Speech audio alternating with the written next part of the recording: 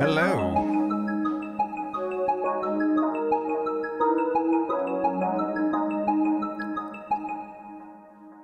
Welcome everybody. My name is Alckemy.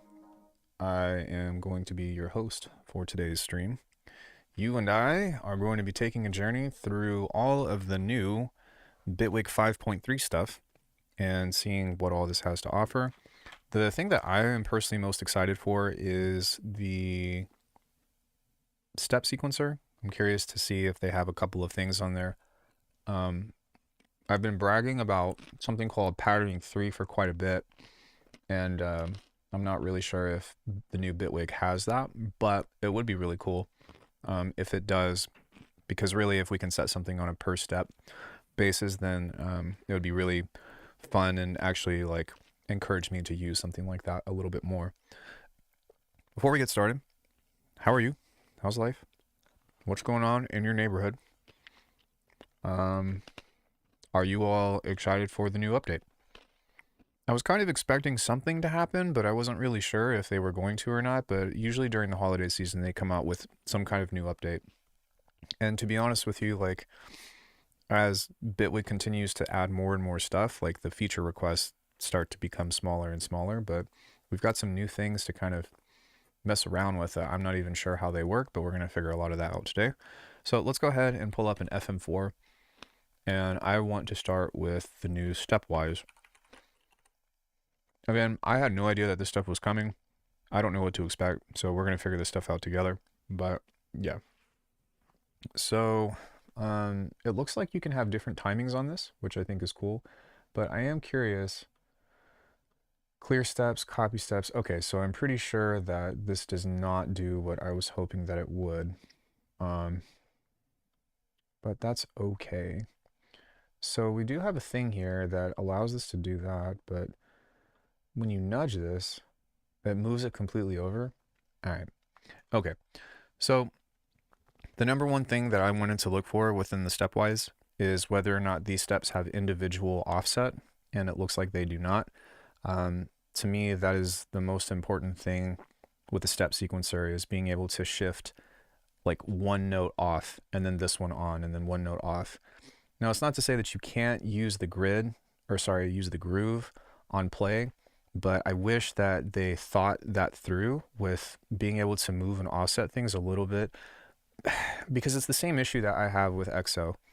And I don't mean to open up in like a negative light or whatever, but just as a matter of like, this is kind of things that like dictate whether or not I can make this kind of music or not. Because if you look at something like EXO, it has the swing, it has the nudge, but it only allows you to move stuff entirely. So I can't move this. When it comes into building grooves and all that, like, yeah, you can use the groove pull and stuff, but I don't know. I just feel like people don't really think about these kinds of things, which goes into the academic sense of rubato.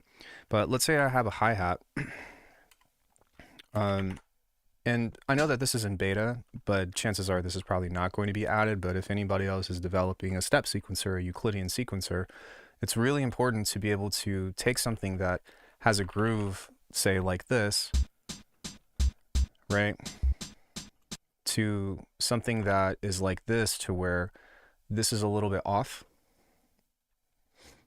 then this is a little bit more off, and this is probably back on.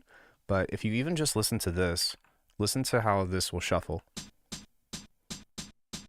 Sorry, we need to start from here.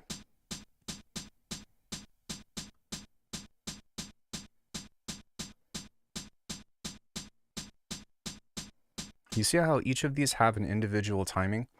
And you kind of have to mess with it to get it right. But the thing is that when you create a groove like this, there's not really anything else other than that. When I select a clip, Bitwig only focuses on the selected clip, but not the actual track. Like, no, because if you have to select the track if you want to be able to do that. That's the only way. So while I'm sure that this is cool, and I think that this is going to be great for people that make like techno and maybe more conventional things, or like classical swing, I really hope that developers, not just Bitwig themselves, start to kind of like, I don't know, cater towards people that make like hip hop-esque things, because it doesn't seem like you can do that on this. So that's not to say that this is bad or anything, but that was just like my biggest hope slash wish list for this. Because even with the nudge, you can see that while you can have up to 16 steps, when this nudge is over, it just pushes it to the next one. The whole update seems technocentric considering the classic roll and emphasis. See, I'm actually okay with that though, because the new drum stuff, you can actually do a lot of really cool things. And I'm pretty happy about that. Now, as you can see, there's the nudge here that allows you to hit the timing offset for all of this stuff, which also, like, I do think that it's important for there to be something said for going in here and doing it this way. It's just not intuitive to do that. So let's go ahead and open up some of these. Let's go into, sure. I do want to mess with all this stuff individually, but I'm going to pull this stuff up just to kind of show you how you can work with this, and show you why it's possible, but a little bit inconvenient. Let me find some hats. But no, I think that the hats and all of these new drum engines are actually a super welcome addition, because with fundamentals like this, you can get some really sick drums just from using the distortion module and the clipping, of course. So let's say we have something like this to where you can kind of plug this in. And let's say we hit play over here. Yeah, like if you can just put a little bit of love into shaping the drums, like you can get some pretty sick stuff. It's just a matter of about like, okay, do I have the means to do that? So if we go, sorry, boom, boom.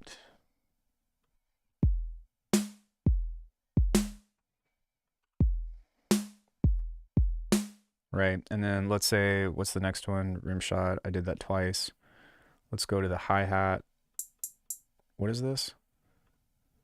I don't remember. We're gonna figure it out. Okay. So yeah, let's say we've got our 16 steps or whatever. Like, first of all, for one, like, even though I do like that you can change the groove on this, which is better than nothing. So you can set this to shuffle and accent. Yeah.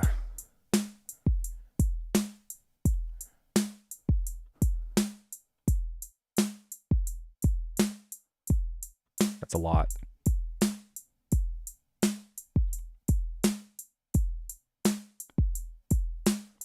What does flip mean? Oh, that's cool. It's also nice that they did include a random button. So there's that. So you can include the groove into that, but I mean, you kind of have to go into a separate menu in order to control that, which is one thing. The other thing that you can do with this is introduce something that is like a time shift. Now, the problem is that if you are using a sample, actually, if you're using MIDI, this might not work, because if you push something early, then what happens is it tries to read the data early, but it just ends up doing weird stuff. So that seems to be working. But do you see how this is a very big difference from the timing offset versus the milliseconds? So I'm not sure what this measurement is. Actually, maybe we can click on this and go show help. I want to see fine adjustments, make these one step shift based on the lane's current rate. Okay, so I guess there's some kind of division based off of what this is here. But yeah, that's also cool that they do have different time divisions. That's pretty nifty. But yeah, that's a little bit strange. But anyways, you can use a time shift, and then if you need to like create some kind of off thing, like this is more trouble than it's worth, but it is possible to where you can start this at 0 and then grab this. Oh, you can't automate that. Oh, good heavens. I didn't know that. All right, well, I guess this would be good for doing other things. Perhaps just more conventional swing, but yeah, that's a bit of a bummer, just because that's like the #1 thing that I look for with Euclidean sequencers. I just started streaming, so I haven't looked at anything yet. Yeah, I don't even know how they would implement this because of the way that this is designed.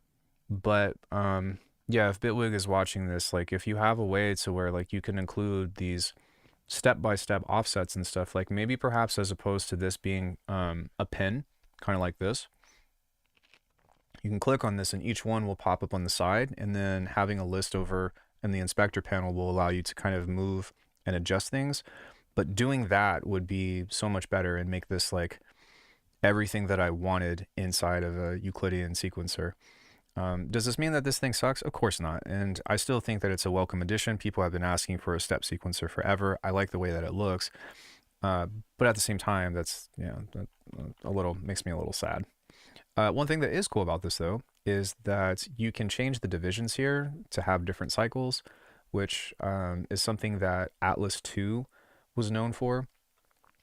And that's pretty cool, because you know that means that you can have just weird different off time rhythms and stuff kind of like that, but at the same time, you know, what can you say?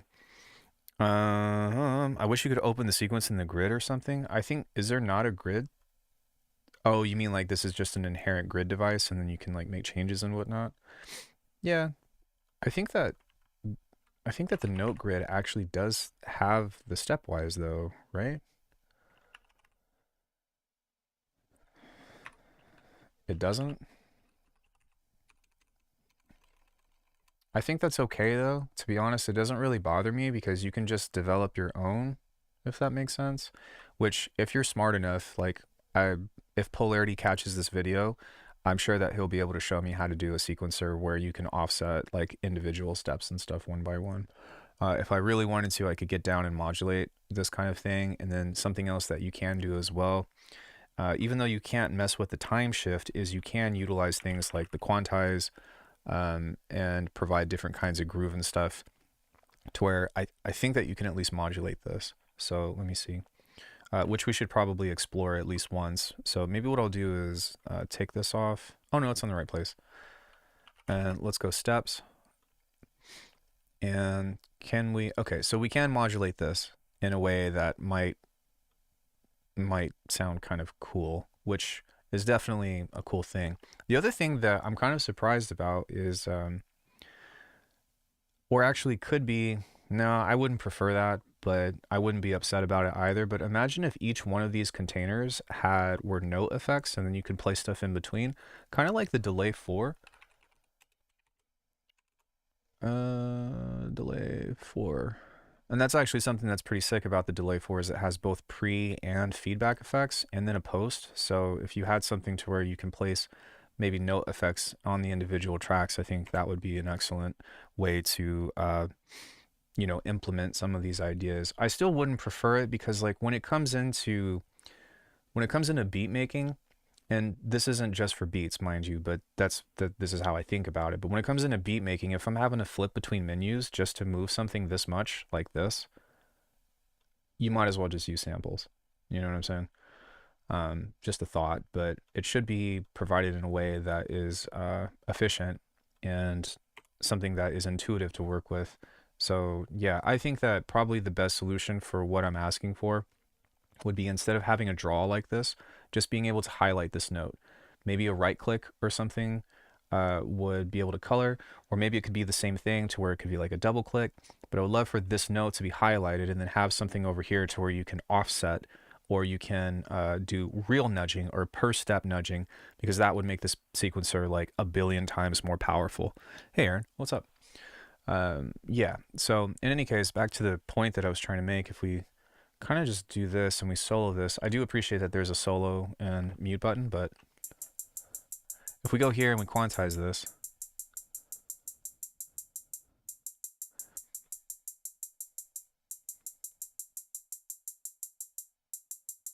yeah, so there are degrees about being able to set this up.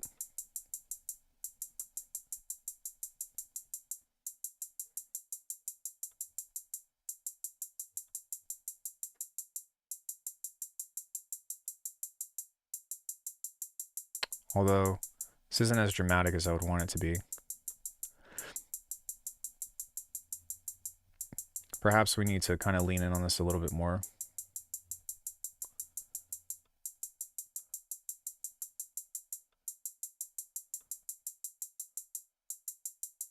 Still not doing a whole lot.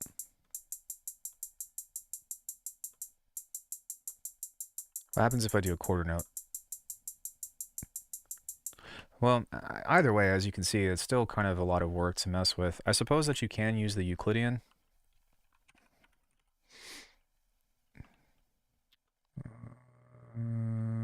Sorry, it's called note repeats. My bad. So we can try that. So it'd have to be beforehand, duh.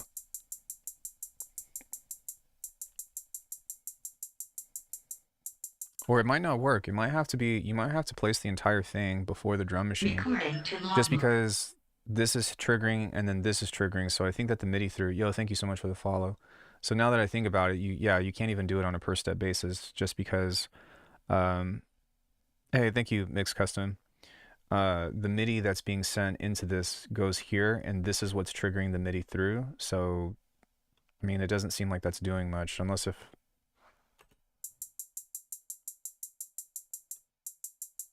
I don't know, can you all tell the difference?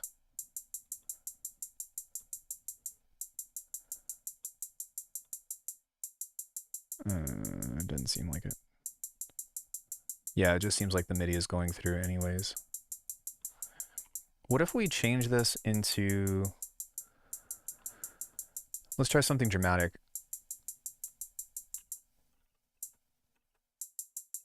Yeah, I think that it would have to be... Even still, why isn't that doing a whole lot? Let's try note length. And what I'm going to do is instead of using a hat, I'm just going to place a synth in here to see if what's going on.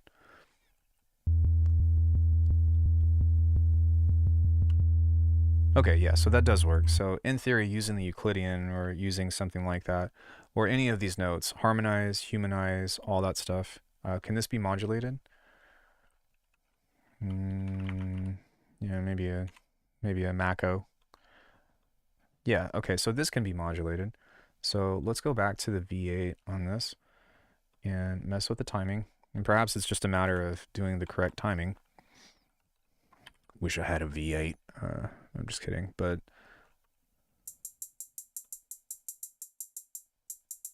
Okay, there we go. So yeah, you can do some rubato stuff with the humanized thing, but it's kind of a lot of work. Um, and it's better than nothing. And that's something that I love about Bitwig is that there is always, always a way to do something that you want to do.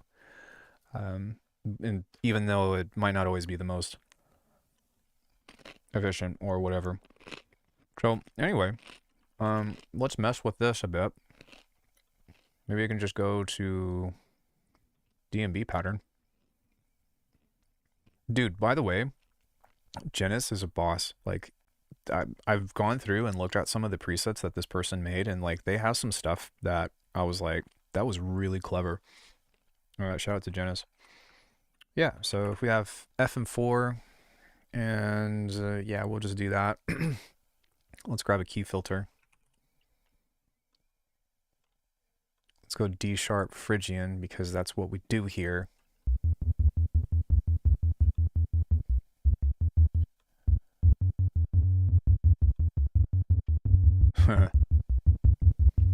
Okay. It would be kind of nice if there was some global, like some global tuning of all this, because I guess what I could do is just go to transpose and do this and go octave 1.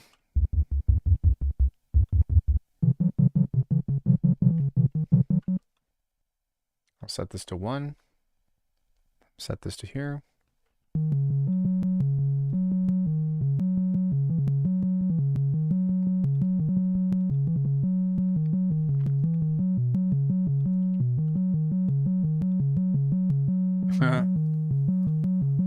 I feel like I'm playing Atari or something. Like this reminds me of like Dig Dug. I think that's okay. I think that's okay.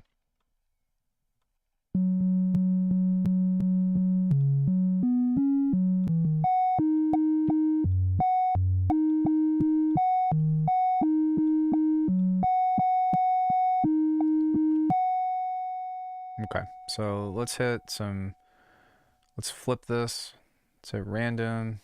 And as you can tell, like I do think that this caters more towards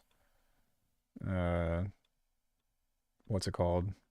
More towards drums, but even still.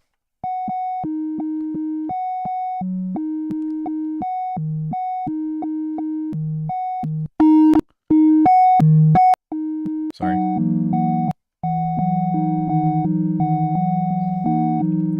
Now, something else that could be cool is to just do something random here where you just go boom, boom, boom, boom, boom, boom, boom, boom.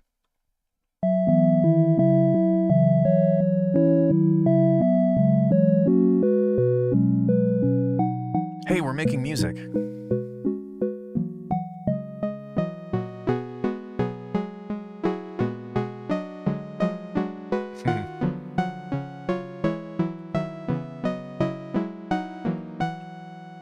Let's go quarter notes. Maybe on some of them. Quarter, 8.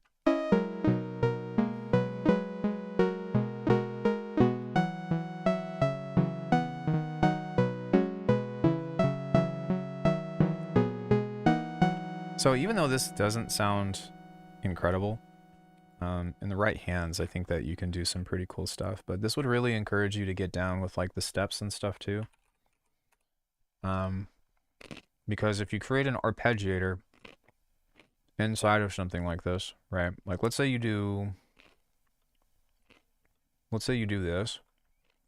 Let's say you turn this off and you just solo this, but you have some kind of cool thing here, but then you do this on every basis. Whatever, it doesn't matter. Well, now what you're getting into is you're changing this, but you're throwing it through the note transpose, throwing it through the key filter, and then you're getting something that is relatively consistent. It sounds like Undertale.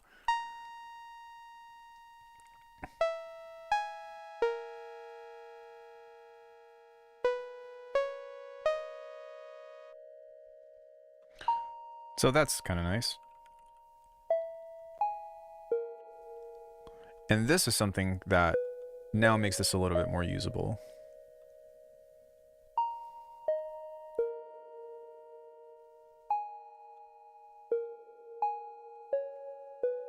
Now the thing is like, you only really want to do this on a couple of things because these harmonies are going to overlap, if that makes sense.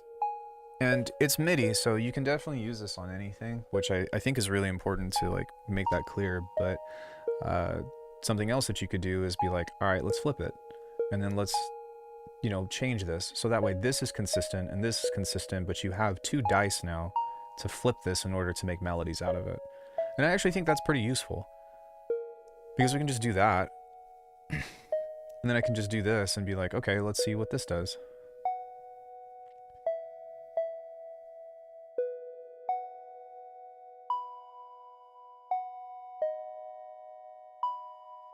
And then maybe something that we can do is make this match with this. So that way we're going to have a little bit more consistency.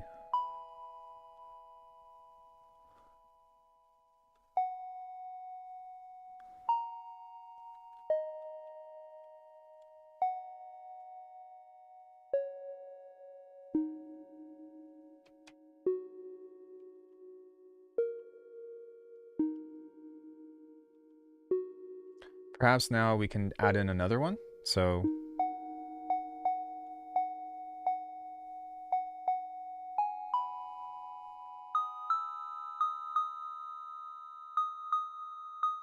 maybe something at a quarter note.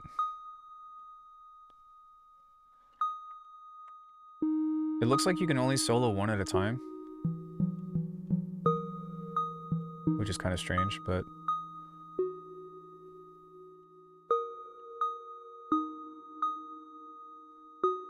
this is a way that you can utilize this to come up with a melody, and then as you go one by one, then you can keep coming up with more stuff or whatever, which I don't think is this again is the most efficient way to come up with something. But what I do think is also something that could be really cool, just from an idea standpoint.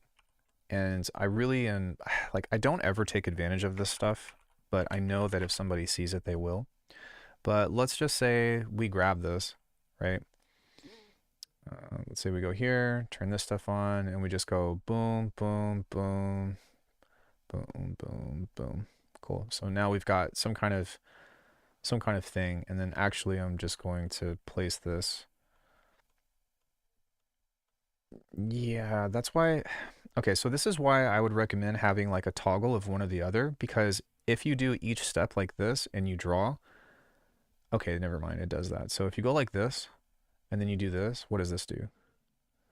It'll clear it. Okay, that's kind of nice, but I don't know, that's a little wonky. So anyways, we've got a snare thing, whatever on here. Let's pull up a kit, a drum machine. Hopefully they have the new stuff. 808. Do they have the new devices? Or do I have to put them in? It looks like I have to put them in. That's okay. It's not the end of the world. Let's do a hat. Okay. Let's do a rim shot. Cancel. Oh, no. Rim. And then let's do shaker. Do they have a shaker? I think they have like a clav, but I don't think that they actually have a shaker.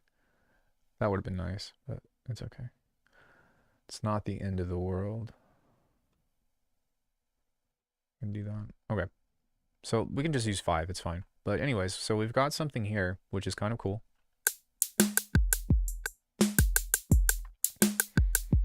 Ooh, when I get that feeling, I wanna heal it now.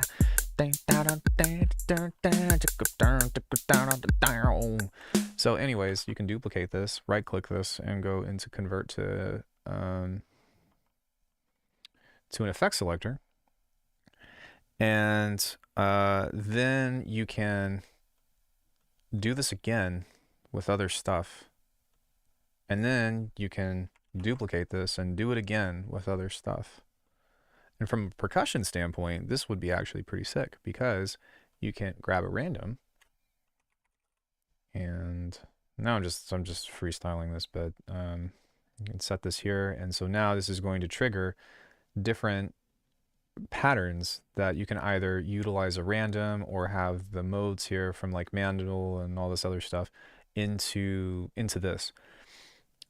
Essentially, if you're really savvy with drums, you can create your entire arrangement in this as far as your drums go, and then just toggle in between. So basically, they're like patterns, right? God.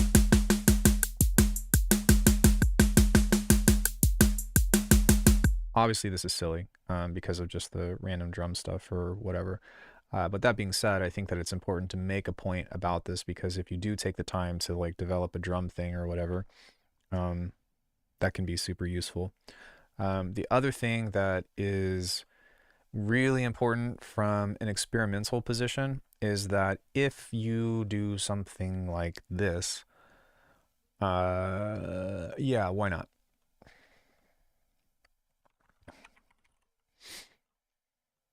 So good. All this stuff can be automated. So what we can do is just create several versions of this, kind of like so. And now we can just be like, boom, wait, I'll do that at the end. 2, 3, set this here, set the punch there, set the click here, set the noise up. But then you do this on every single thing. This is the first thing, because what ends up happening is if you just solo the kick and you've got these different kick patterns, perhaps we utilize some distortion of some sort. Maybe we add a transient control over the whole thing. And this is just purely from like an experimental side, by the way, so take it with a grain of salt, but have fun with it. But anyways, you set this to clip. I'm not going to touch it right now because I don't know how crazy the sound is going to be, but whenever this kick triggers, it's going to create something random.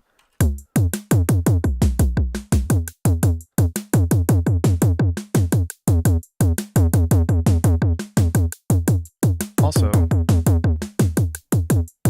I think this is broken because it's still playing everything, but let's just solo the kick.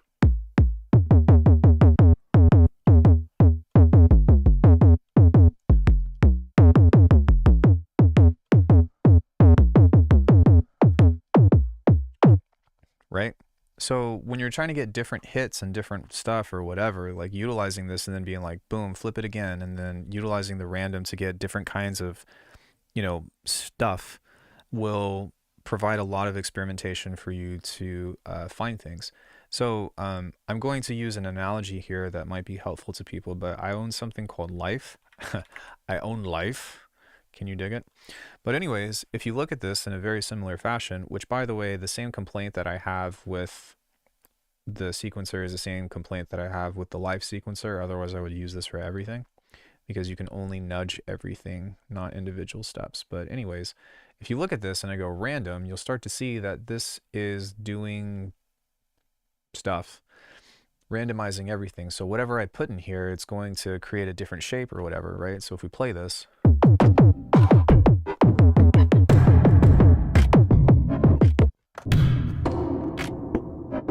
and then I've got a rack here.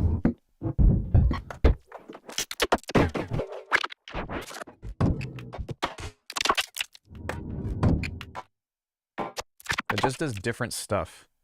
And then maybe now would be a good time to utilize the record button. Oh, wait, what happened?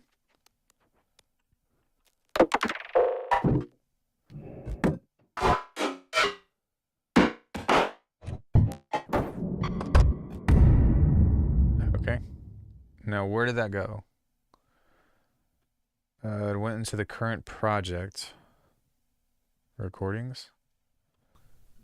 Okay, yeah, it works. If you don't have rolling sampler, then... Oh, that's not the same thing.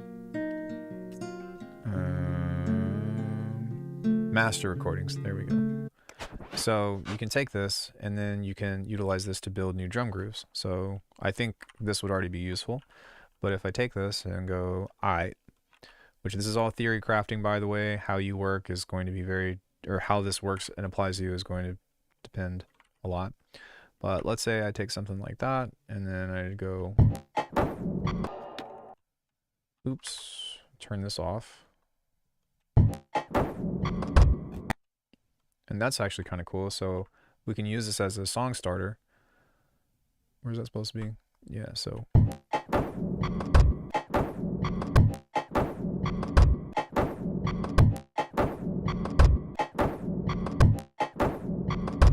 And I don't think that I want the tail on that, but if I can do something like this.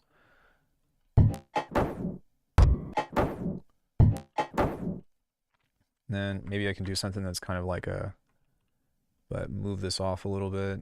There really is just nothing better than working in audio, to be honest, but.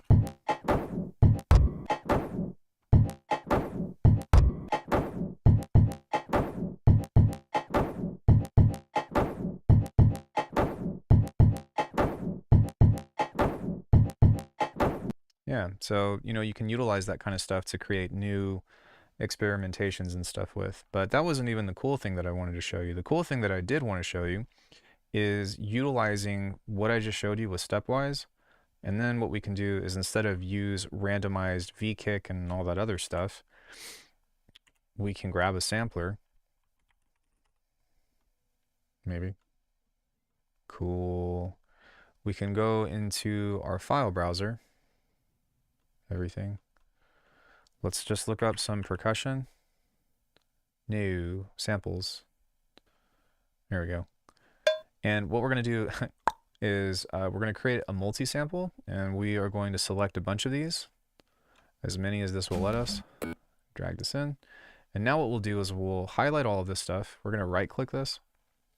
Go to Distribute Select Equally. You'll know if you did it right based off of this. And now what's really cool about this is we've got this little select thing here that we can modulate behind. So if we were to play a note on this little guy, nothing happens. Let's try that again. My suspicion is that this is just too low, so maybe I can move the speed. Try that again. What's going on here?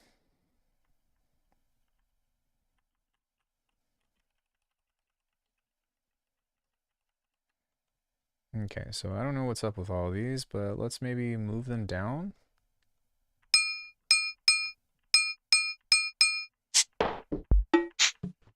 There we go. Cool. So now what we can do is grab a random, and we can change this. And imagine doing this. This is called a 128 rec. I didn't make this up. This is just like a trick as old as dirt by now. But now that we trigger this, every time we play this on a new note, it's going to trigger a different sample. So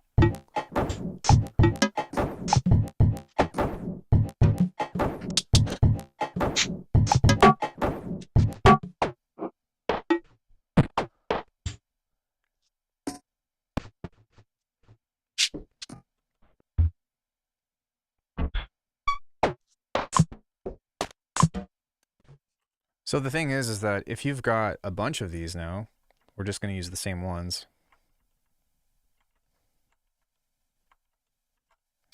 And then you take the solo off, and you just go yoink, yoink, yoink, yoink, yoink, yoink, yoink, yoink. But then maybe you do something clever where you highlight all of these, and you right click and go choke all, and then I think you want to do choked by all, if I'm not mistaken. And so now what this will do is kind of make these two fight, or make all of these fight over each other.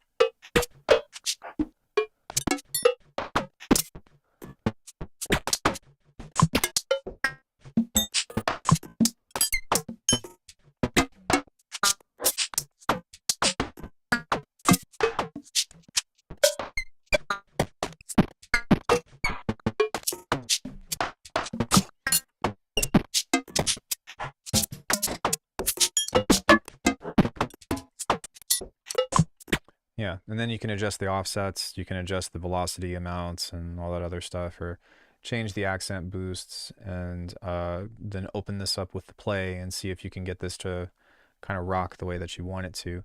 Because the thing is that it's pretty insignificant what comes out, but once you have that, then what you do is you go back in here and you're like, okay, now I'm going to look for interactions. And I'm not even concerned with timbre or anything, but I'm going to look for interactions of, oh, that's a cool rhythm, or oh, this is a cool rhythm. So let me turn this off for a sec. So maybe I'll stretch this out, and then maybe I'll change this to repitch mode. Okay, I actually want to hear what this is going to sound like if we start from here. So, okay, see, so that's something that's totally usable.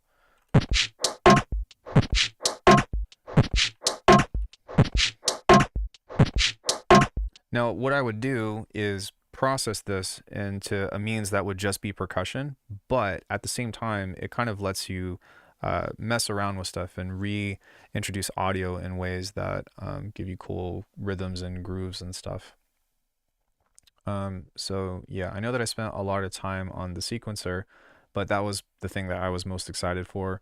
So I think that a lot of people are going to enjoy this, and I don't think that it's so restricted or whatever, like a doom and gloom type thing, because it doesn't have the one feature that I wanted.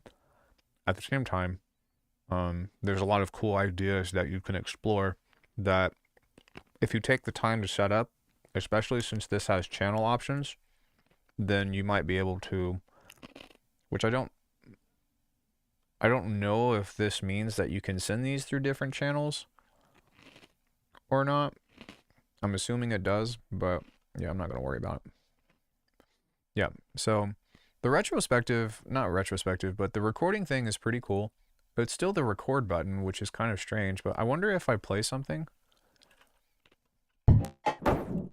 and I hit that. No, it's just silence. So what that means is that you have to have this on doing stuff in order for this to save. And it's okay. It's not my favorite, but it is something that if you don't have rolling sampler, that can be kind of neat. For me personally, it's really hard to beat this, just having this on top, you know.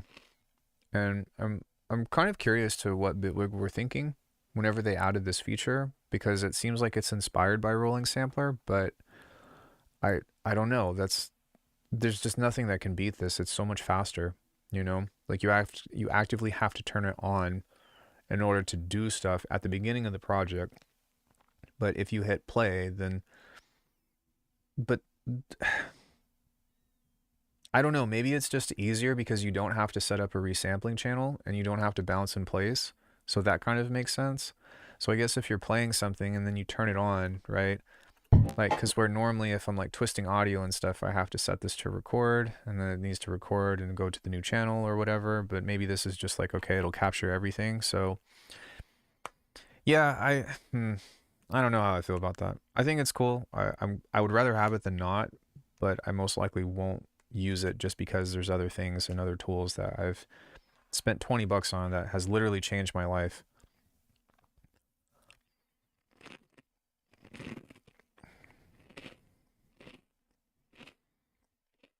Well, that's kind of what I'm saying, is like it's definitely better than nothing. But the fact that you still have to hit the record button before you start messing with sounds is kind of like, I think that's the whole appeal. Then you know what I mean, just utilizing rolling sampler, which, dude, that guy's Birds Things is just such a genius for that. And I can't help but compare, you know, just because I've been using that for 2 years. This thing is just indispensable. And I hope that Birds Things develops something like this for iPad, because that would be sick. Yeah, you'd have to hotkey it, which that would be a good thing to check out to see if we can hotkey this.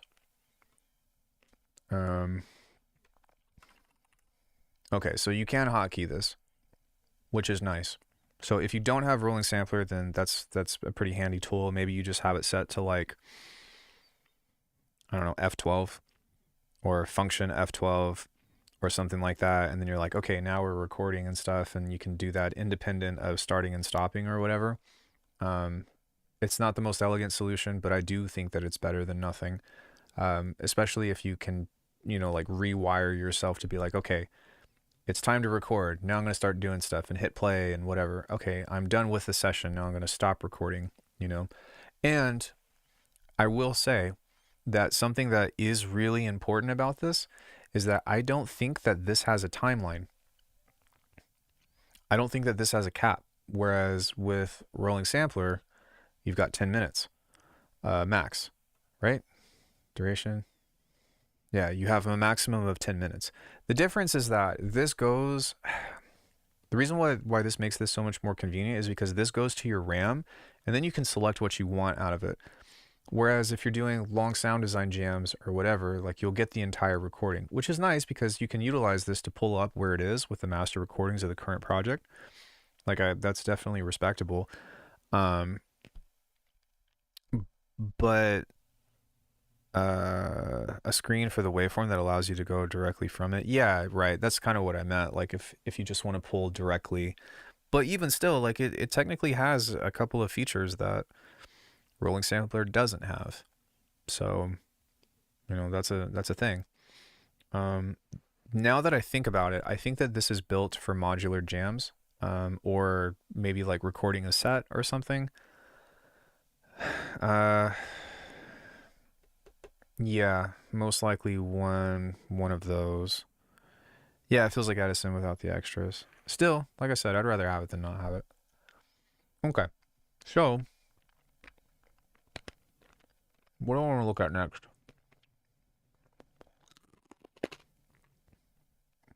We'll probably look at the new drum stuff last, because that'll take me some time, and what I'll likely do is just probably go through these and then set up some kind of like processing rack to make them sound like big. But yeah, invert pattern, randomize, right clicking. Yeah, so it looks like you can set this to different channels, which is kind of cool. Bar one, unique approach to the phase will only wrap each lane at the end of its length. I'm kind of surprised there's also not like a chance built into that, which I guess you can add the device, but I don't know. It just seems like you would do that. Recording performance gestures, including start, stopping, and transport. Sorry, I'm dying. New grid module, frequency shift plus, and pitch shift. So we can take a look at those. Windows ARM, new accents, data grid module, step access. Oh yeah, step access. I think that's what we were looking for. So it's not stepwise, it's just step access, if I'm not mistaken. Let's just pull up the grid and see if we can find that. Polygrid. No, this is not the same thing.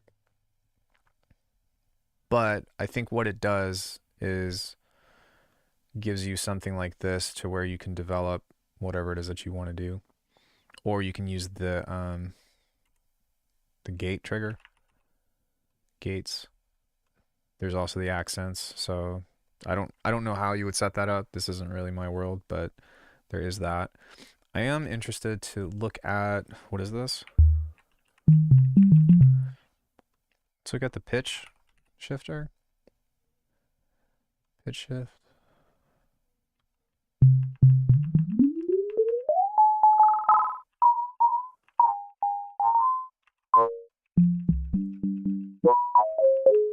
That's cool.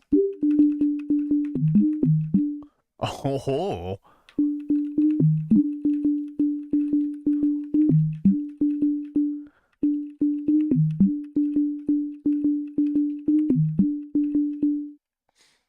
Okay, I'm just gonna save that. That little thing right there, just because that was a nice little thing that I can go back and make something out of later. We're not gonna do any music today. I don't feel like it.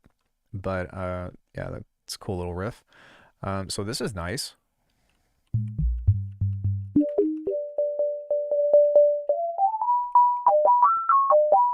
Yeah, That sounds very different to me than the, I think, the pitch shifter on this. Maybe it is, maybe it isn't. Let's see.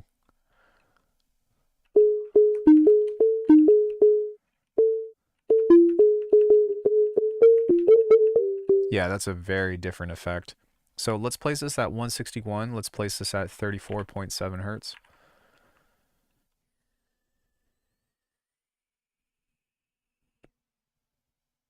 As close as possible, anyway. 160.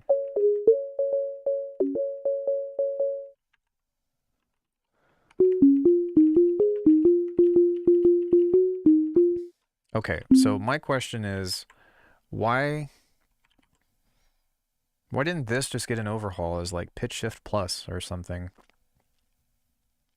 Because it looks like, yeah, it looks like the key tracking thing is a factor. Maybe. Yep. So the key tracking, I think, is the bigger difference of whatever this is. Also, there's use linear FM. Key tracking, adaptive grain. Adjust the grain corresponding to the pitch shift amount. Oh, okay. Does linear frequency modulation instead of phase modulation with the second import. FM is only possible when pitch shifting is occurring. Interesting. Control input added to the pitch amount attenuator range. Oh, you got an FM amount? What? Oh, shit.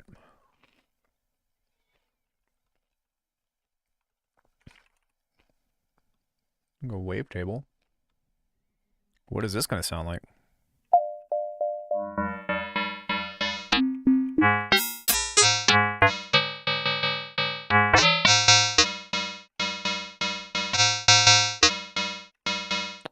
This is going to be a great device.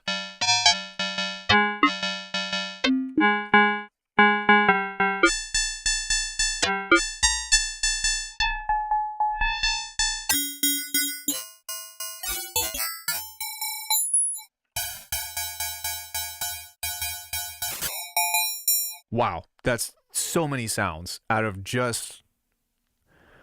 This might be the highlight of the whole thing, because creating different kinds of metallic timbres and stuff like that, what a sleeper. Holy shit. So if you've got something really short, a little bit of feedback.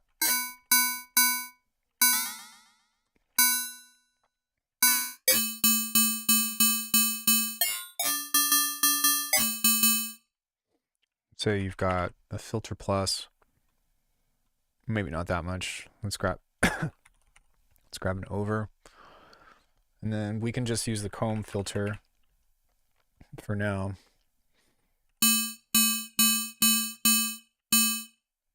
Maybe we'll grab a convolution and send that through, and then what we can do is start to inject a signal through this. Sorry guys, I'm choking.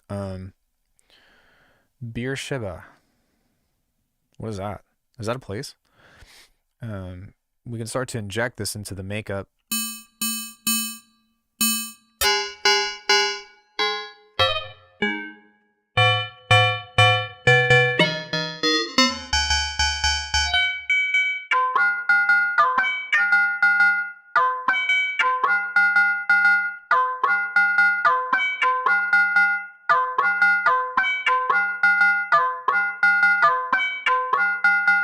Oh my god, dude, that's so sick.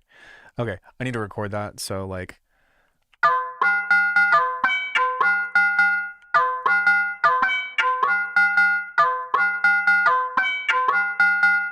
So if you have something like that, right? And then you've got like an 808.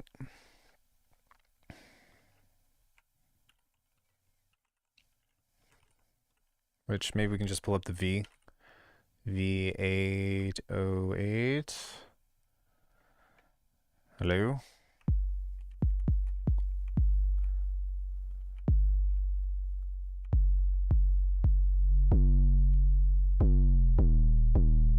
I'm kind of surprised. I don't know if you see this or not, but why they should have the value here of the pitching.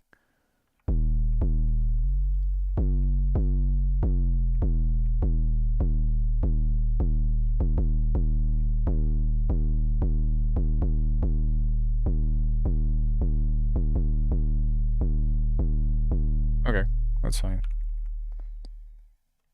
That's probably just a small oversight, but yeah, the tuning on this should be just like everything else.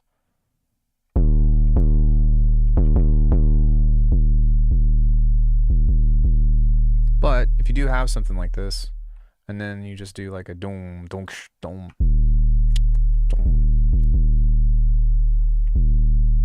Where is this? What am I hitting?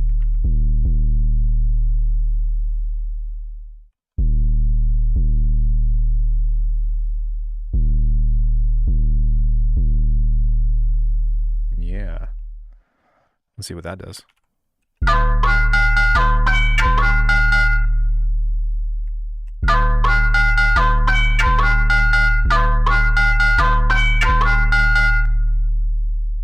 Yeah, then you've kind of already got a cool little hook. You would definitely need to, oh, that's probably why that sounds like that, because it's a little rough. But you can kind of make some spaces here and like cut some stuff off, or maybe just put a different smaller size reverb here, but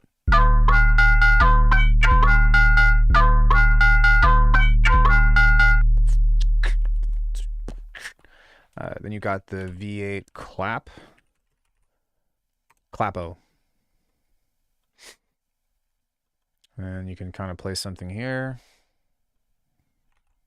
I feel like we need to get Saruta on, oh shit. We need to get Saruta on Bitwig like ASAP, because that's fucking sick. This is more for my eyes, but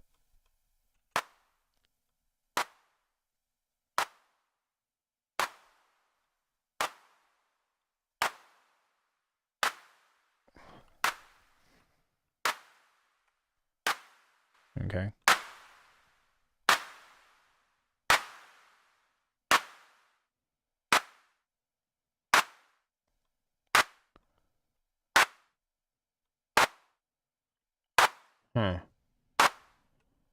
Okay.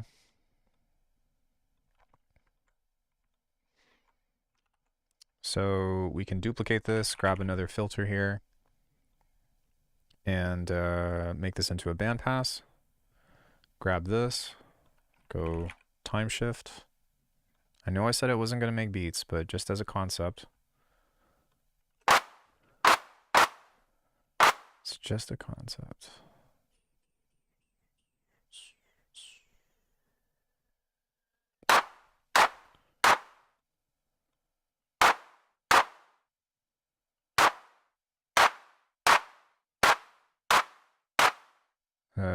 Maybe we should time shift this later instead. There we go. But not so much.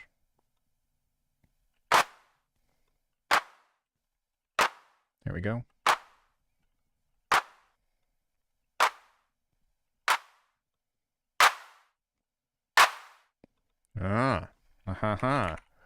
And then we just take a limiter and clip the dope.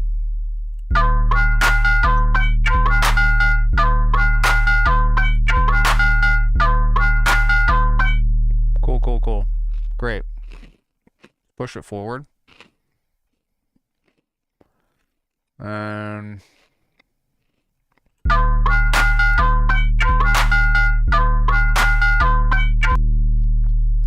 Probably take out that one.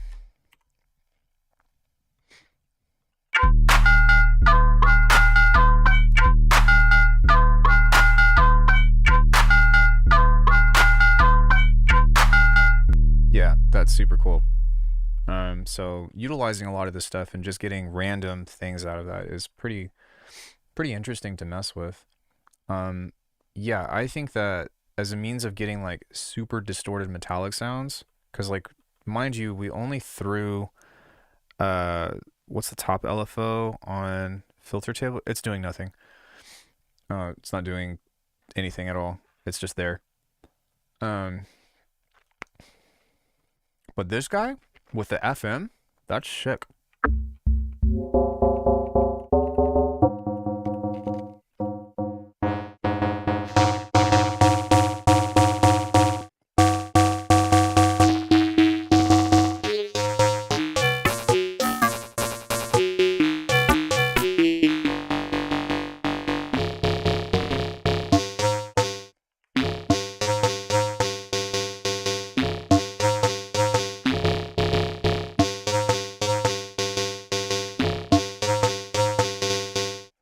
Oh my gosh, guys. Shit.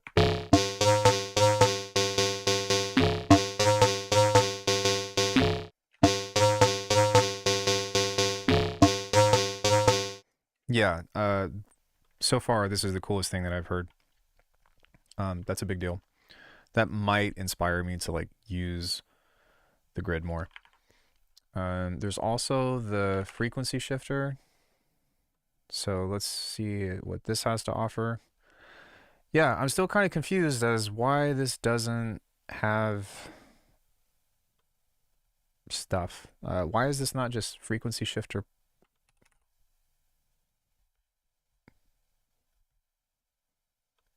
Okay. Also, this says frequency shifter plus, and this just says pitch shift. But, yeah, I don't know what to say. I think that pitch shift plus should be in here, but just like the vocoder, how you have a carrier, a pneumocron, or a modulator, rather, carrier, modulator, either or. I feel like this should be in the pitch shifter because that would be an incredible device. I think that there are not enough FM effects on the market. There's only maybe like one that I know of, and that would be the Bliss FM thing or whatever, and it's not very good. No offense to Bliss, it's just kind of like, oh, it makes it more like a sine wave.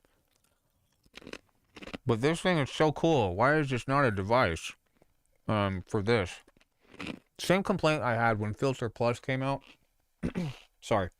Same complaint I had before the Filter Plus came out. So it's very likely that they'll develop a new version for this. But let me see what this does, if anything.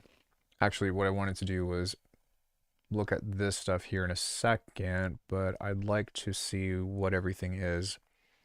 Maybe. Uh-oh. Oh no. Oh, there it goes. Okay. Shift. Okay, so it does have phase modulation, so it's not the same. Phase offset, delay time, feedback direction. That's interesting. Amount of feedback, signal out untyped. What is this? Will avoid negative frequencies from appearing. Rough, normal, better, excellent. So there's kind of like a quality mode here. Oh, duh, filter quality. Feedback, phase, and phase offset. Additional all pass toggle? Okay. Well, shit. Let's see what that sounds like.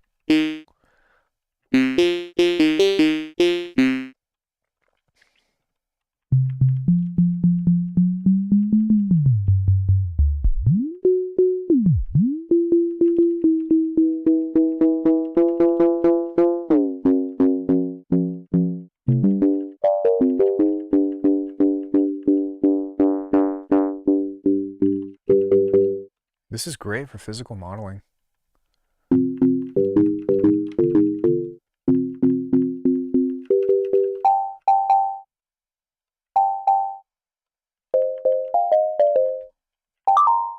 Hey, what's up?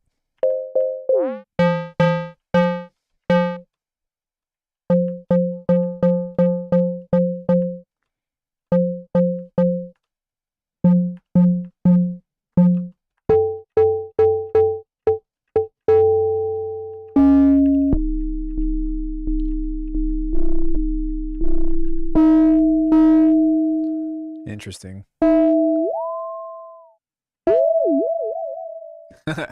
Sorry.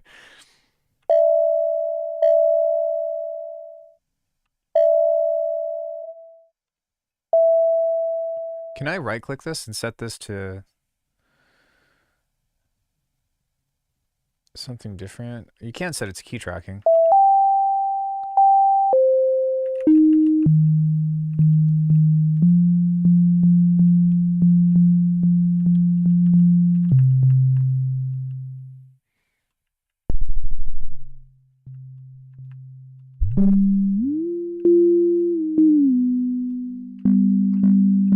It's interesting because this isn't like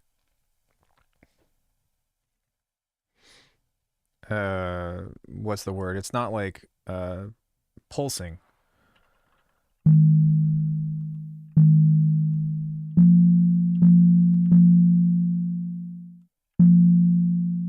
If you recall.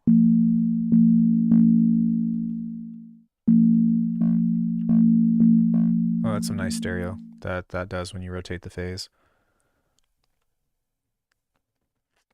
So you can set the amount here, which would be, 2 kilohertz, and then you could kilohertz. Jesus, that's never going to.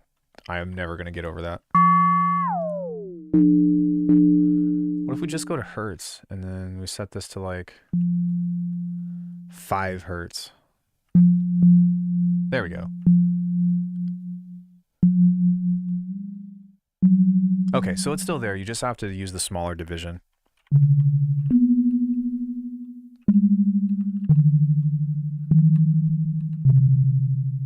Now, what happens if we take this and drive this into the phase modulator?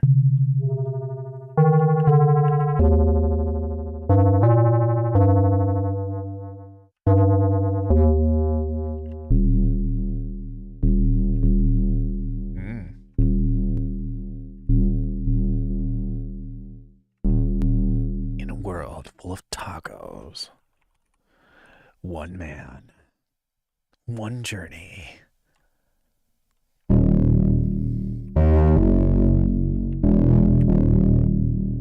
Yeah.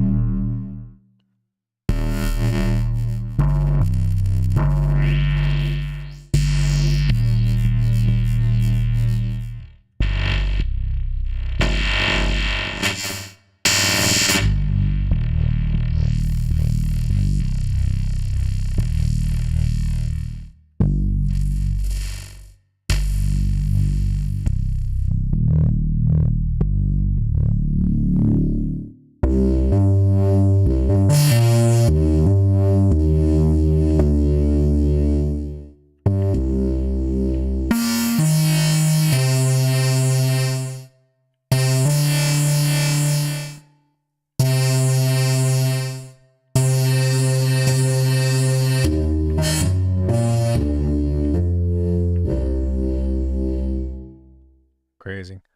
Let's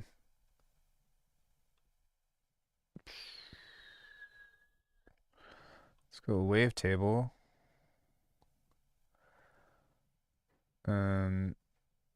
Flip this into fa.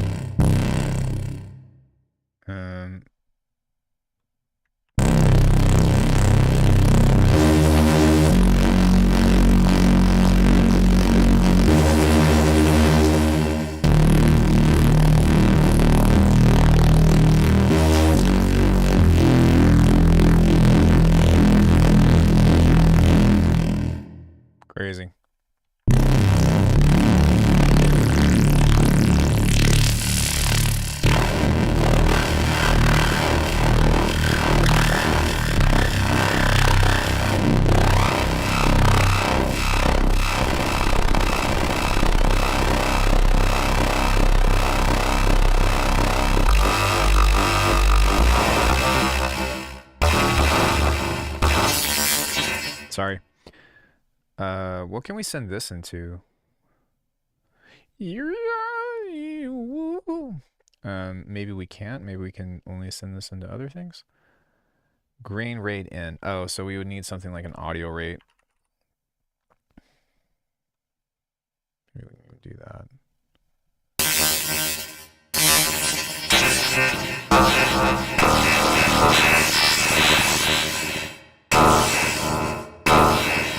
And yeah, I mean, as you can see though, like there's a lot of different stuff to like just hop in with this, especially if you start like combining the pitch shifters and all that and whatever. I think that this is severely overlooked. Because that's cool. Super cool. My eyes. Dome filter grid module. As well as magnitude and phase. Why is this not part of the filter plus? Oh, because it's something different that's not a filter. But what is it? Ooh, I hadn't seen this since Algebra 2.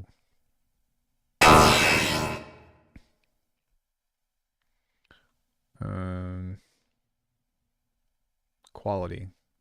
Excellent. So are these just toggles? Oh, these are things that we can send outward. So I have no idea what any of this stuff would do.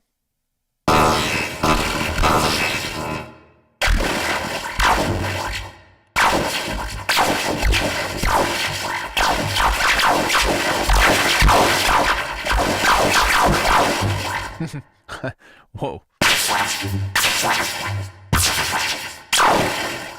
But as you can see, you can get some pretty...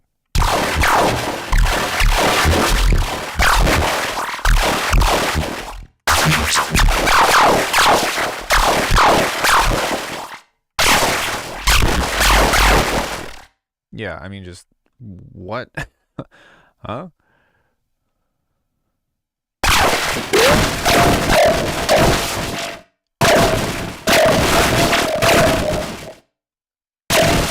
Yeah, obviously, like, this is just crazy and insane, but...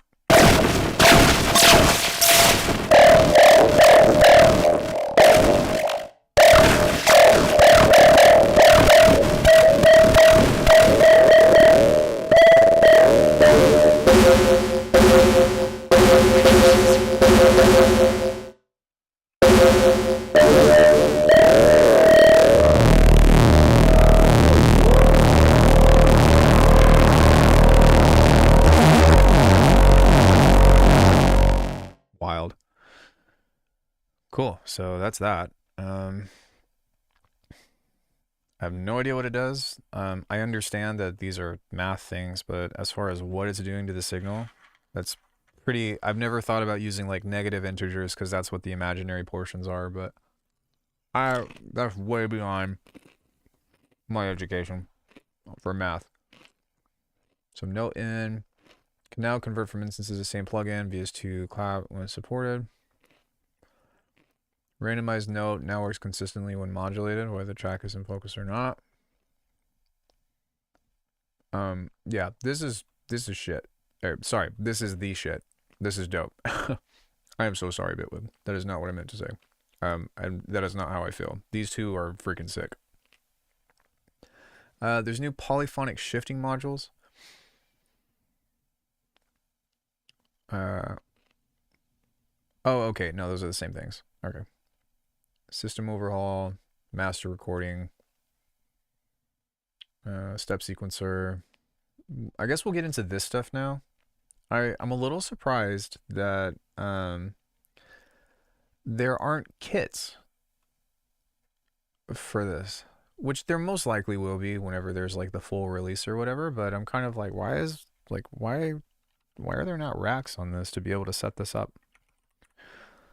Let's do it now. And I think what I'll do is I'll just leave this for free in the Discord. I do imagine that whenever Bitwig decides to release all this stuff, that what's it called? That they'll probably have this, but I'm just gonna do it now, just for everyone's convenience. Although this is throwing me off. Let's just get them in here and then we'll do this. Tom. Kick hat. One cymbal. Okay, so how many is this? 1, 2, 3, 4, 5, 6. 6. 6! Okay. Let's save this preset to the library, and let's say VO kit. I'm probably not going to do any work to this, but what we'll do is we'll just group this. And let's go drum machine. Let's type in V1. Let's do kick. Hat. Snare. Sorry, it's a little out of order. My bad. Tom. Kick, hat, snare, tom, cowbell, and clap. 1, 2, 3, 4, 5, 6. Okay. What I am going to do is I'm just going to do this. There we go. Let's right click this, save preset to library. We'll call this V1 kit. Cool, cool, cool. Turn that off. Let's do another one. Drum machine. Wish I would have had it. God damn it. Like, every time I think of this now, I'm going to do that. So, thanks. Kick. Snare. Rim shot. Clap. Hat. Cymbal. 1, 2, 3, 4, 5, 6, 7, 8, 9, 10. We've got 6. What am I missing? Tom. Maracas. Cymbal. Cowbell. And claps. Yeah, that seems legit.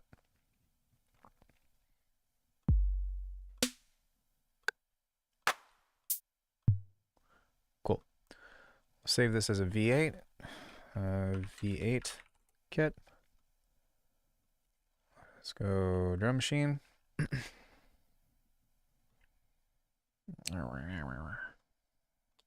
don't know what that was. Let's go V9, and then I think that's everything, right? Those are all the new ones. So kick, snare, rim. Hey, Aristo, what's up? Clap.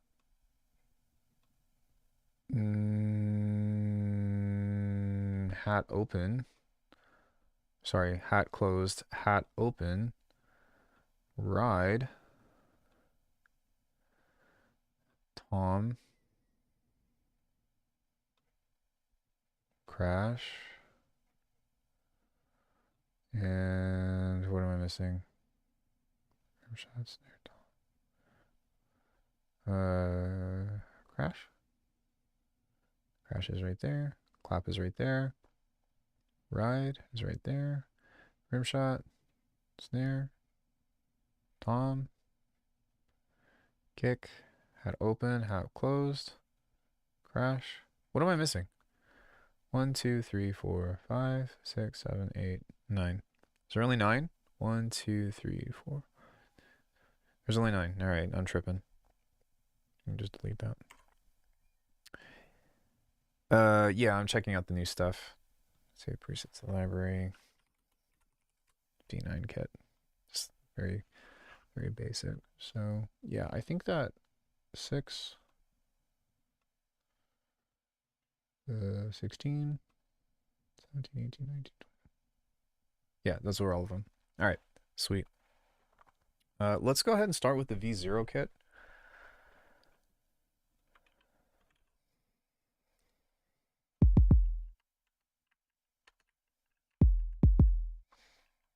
So I like that these have like oscilloscopes and stuff.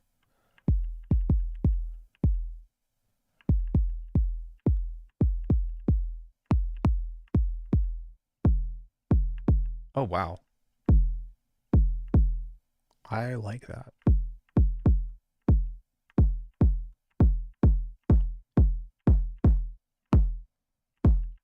I wish that the noise was a little bit louder, but with just a little bit of clipping and saturation, a little bit of distortion maybe, some low pass filtering, I think that we could do some damage here. Damage. Triple damage. Okay.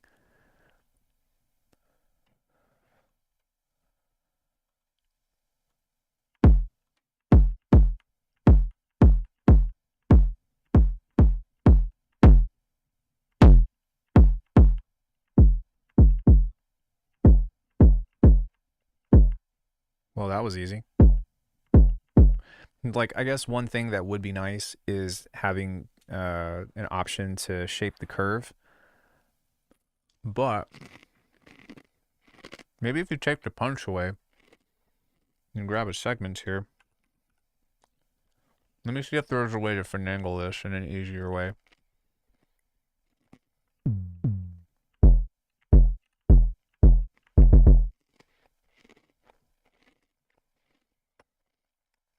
I'm going to combine this into kick 2, which you can do this on Polymer, by the way. But this is just kind of nice that you've got some options here.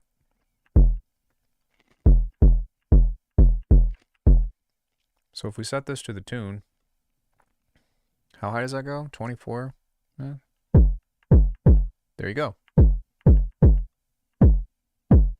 And so what you can do is you can combine this with the punch, which is what I would do anyways if I were designing sounds.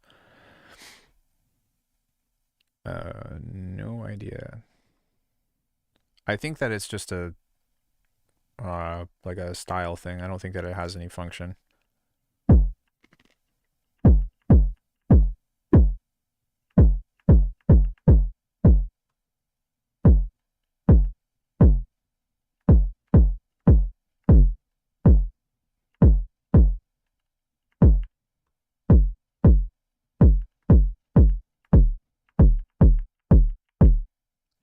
I want to look at this through an oscilloscope, if that's cool with you.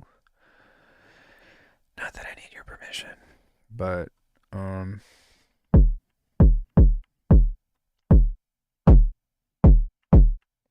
so yeah, look at that. It's a little bit flabby, but as a means of just getting fat sounds very quickly. Saturation, clipping. I am curious to see if we can push this a little bit more. Maybe we can do like, I think over compression is nice, and then we can go dual.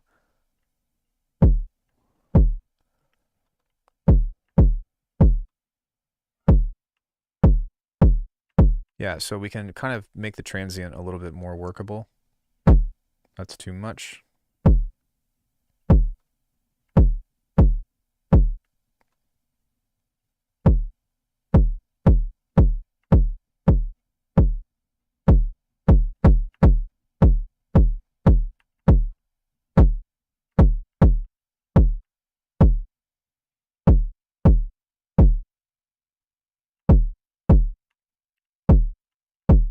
But there's a lot to work with here, which is nice.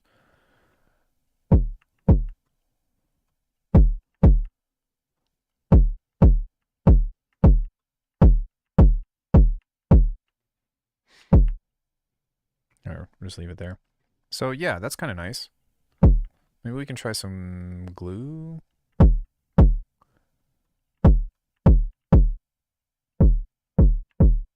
I like that. I don't like that. You hear the bump on that though?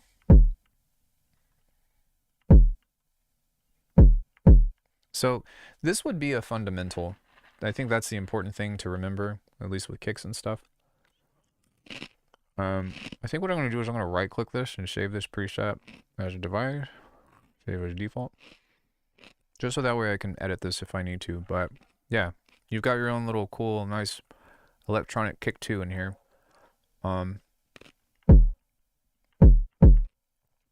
Lots of different sounds and stuff. That's really nice. And the other thing that is cool is that let's say you have something that's kind of like a kick, but maybe kind of not. So let me see if I can find something, because I know that I recorded a few things. Let me see what this is. Ah, here we go. Ah, here we are. Okay, so check this out. Something that you can always do with this, which is very nice, is go here, go replacer, go boom. I've got tutorials on this, by the way, if you're new to the channel. And we can go and put that V0 in there. And then we can layer this with something that has a nice transient on it. So, but maybe what I can do is,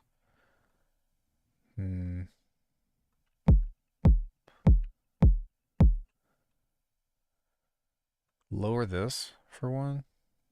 And grab this and go like this. Pull out the transient.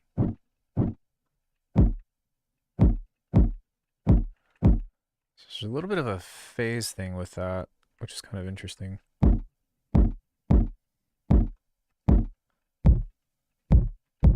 That's okay, that's workable.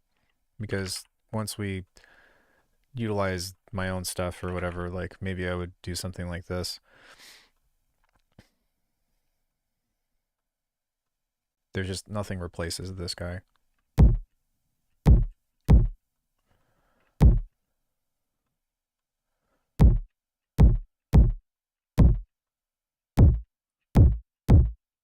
Interesting. Why is this clicking so hard?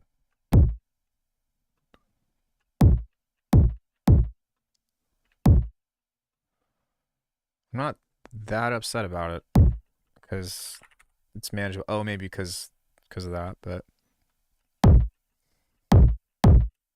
yeah.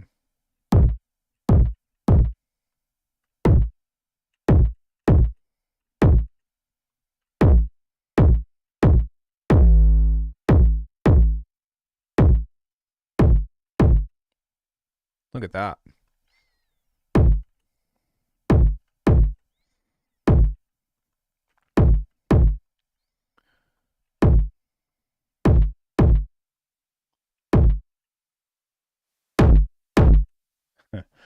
Yeah.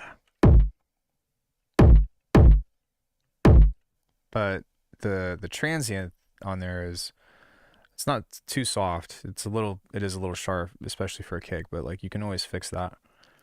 You can always do something like this too.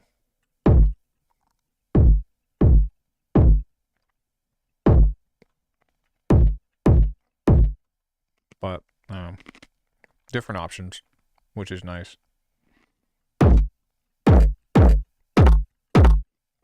There we go. Check that out.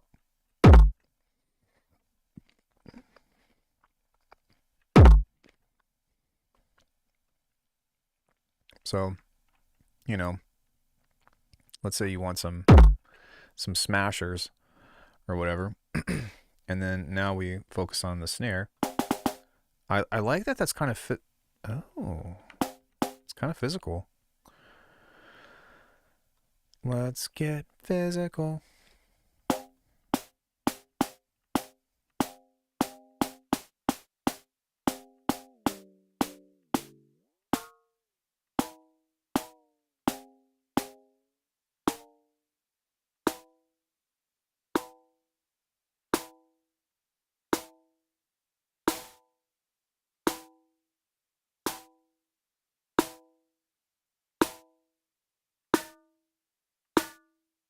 Interesting.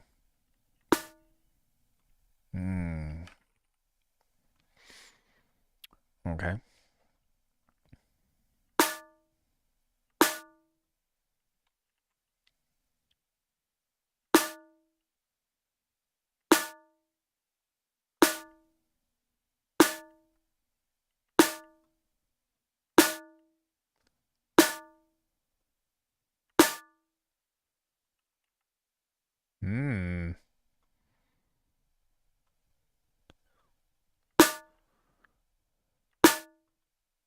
Hmm.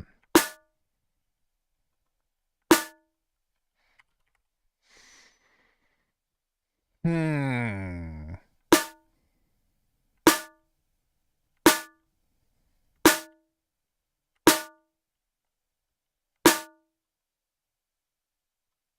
Hmm.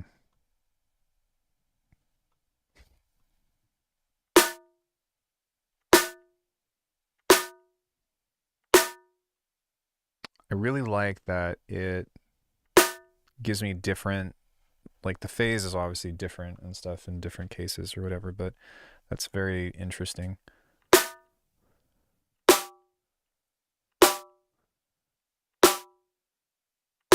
My only thing is I would want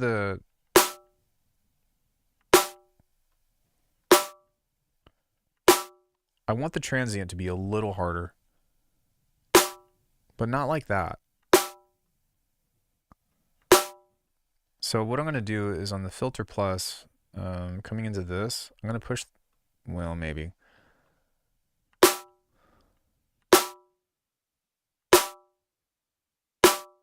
I need to figure out where this is hitting. Let's grab an EQ, and I might even do this on an EQ plus as well. As you can see, I've got this little setup thing on both of these. So let's,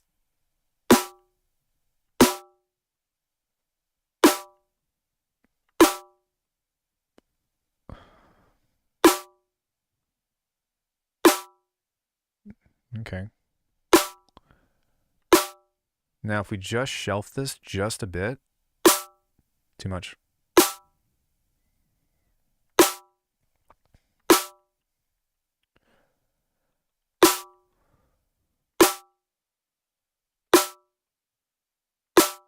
That's pretty nice.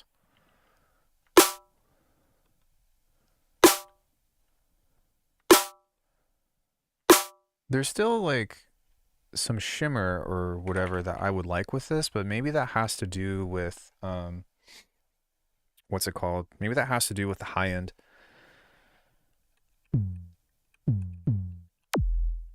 What?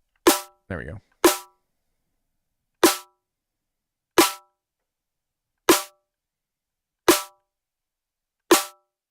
Yeah, that's interesting.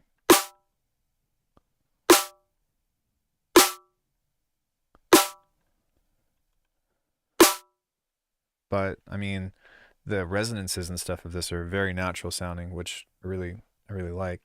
I still wish that there was I couldn't even I can't put my finger on it. And this is honestly my own sound design issue or whatever, but there's this brightness to the snare that I would want to be incorporated. So let's see if we can do just a little bit of tizzle and bring some of that out like I'm looking for. Not that. Oh, that's interesting.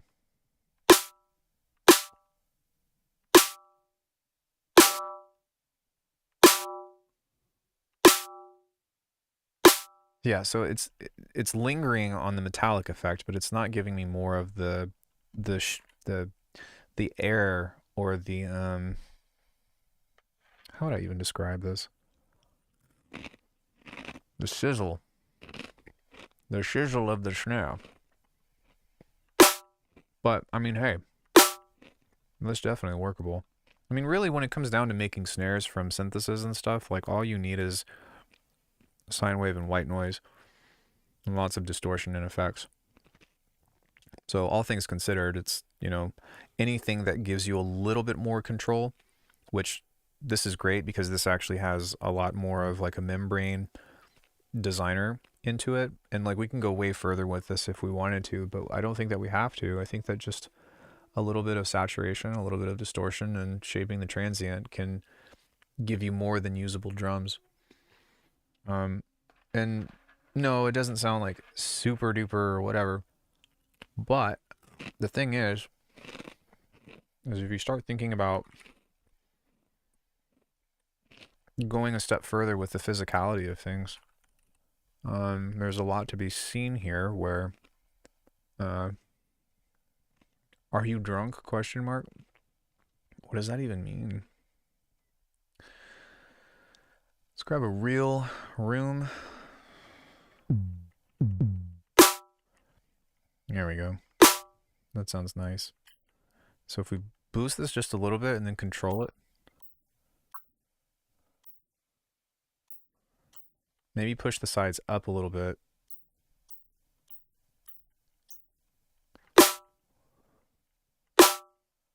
That sounds 10 times better. That actually sounds like the stereo aspect of it. And maybe that's what you need to do, is just to boost the sides of the highs. In order to push through the whole thing. But I don't know, that's a pretty nice snare.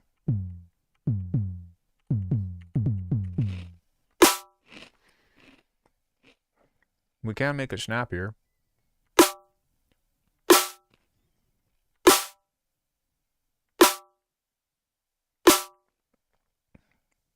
But that's pretty sick.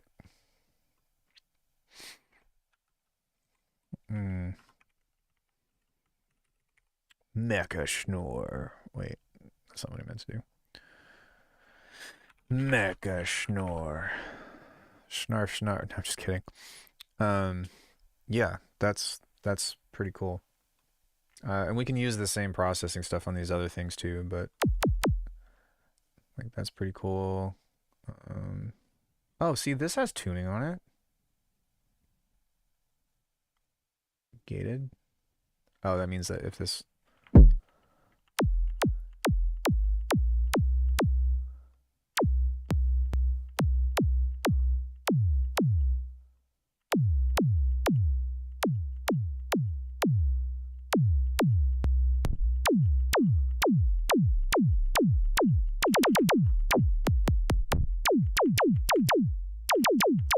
Yeah, just using that would be really cool for like creating effects. So like I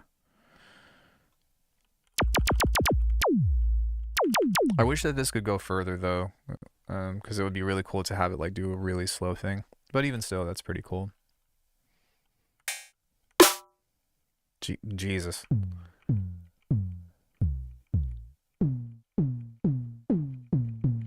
I'm not gonna lie, every time I've played this on accident, it sounds like myself going boom, boom, boom. I now have the voice of a Tom, even though my name is Ian.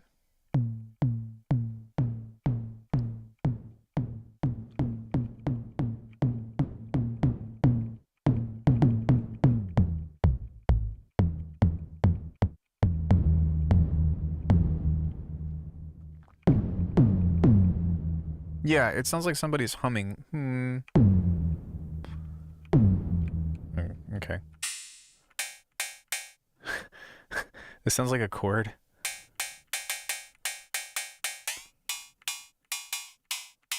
I do like that it has FM in it though.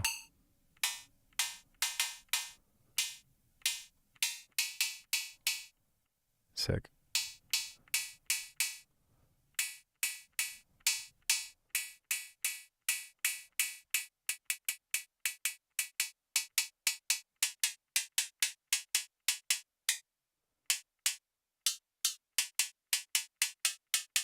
I like this.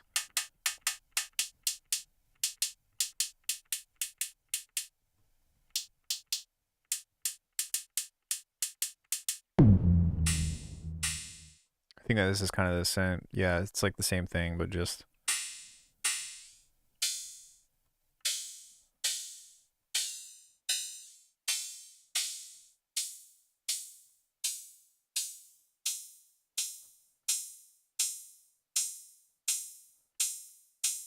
I feel like they could have just added an attack to this, and I feel like these would have been the same. But I'm not gonna lie, I really like this, just as a visual of like what's happening. I do wish that you could... Does this have anything? I do wish that this could zoom out though, because I want to see the actual like overall shape about what this is doing. For example, with this kick, see, like you can't... That doesn't really give you a good indicator about like what this is doing unless if you can like zoom out and be like, oh, that's the actual shape.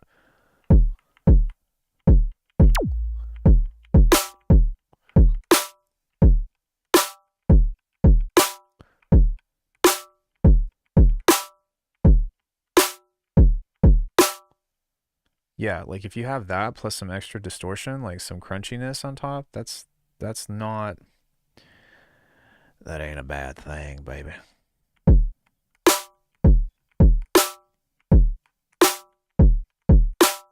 mean, if you were to even just,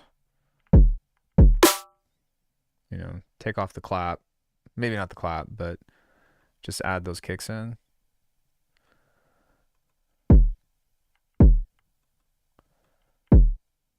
Where is this at? Yoink. Yoink. Yoink. So like a...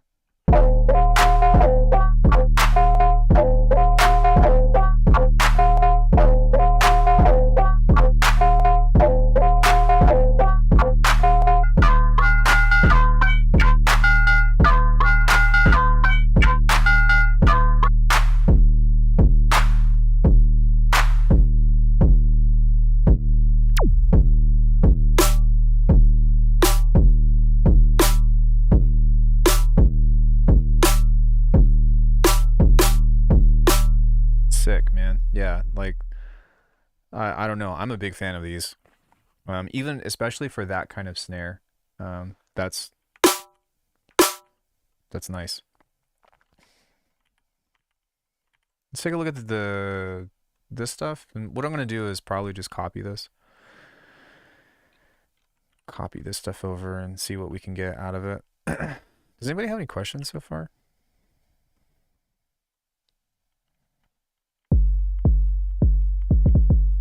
Yeah, this one's at tune.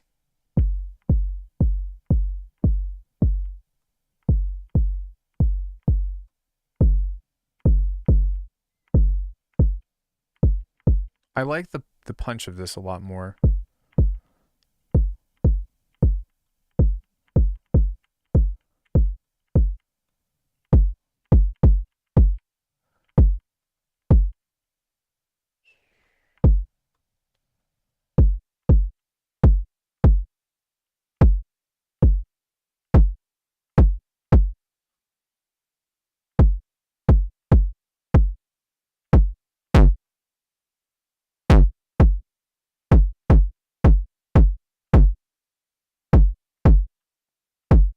Smooth operator.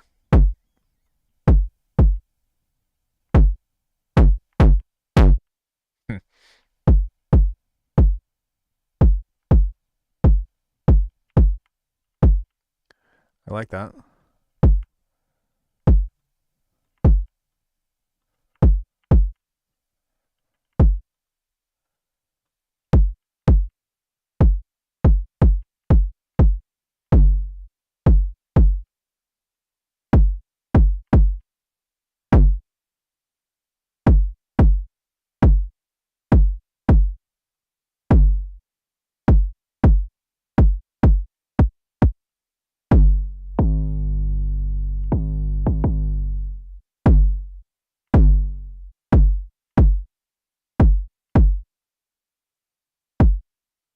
Yeah, that's nice.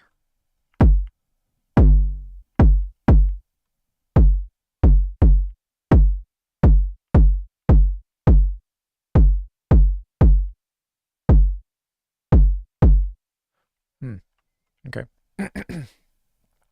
Interesting.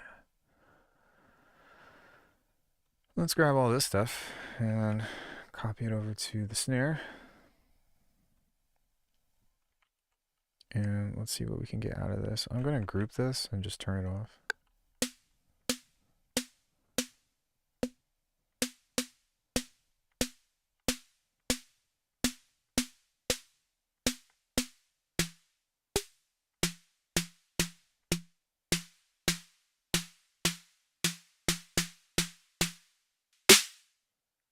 Oh God.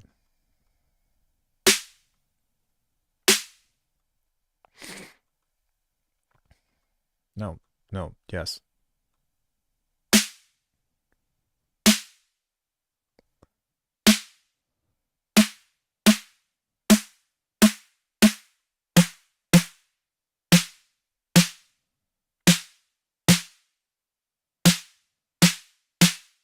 Hmm.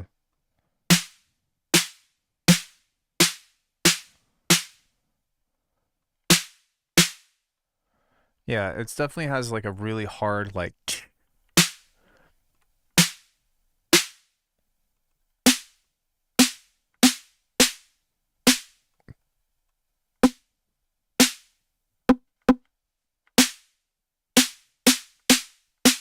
But what's interesting about all of these is that they have a very different flavor than if you were to make this inside of what's it called?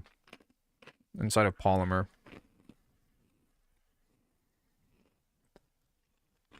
So, yeah. I do think that like layering these would be good.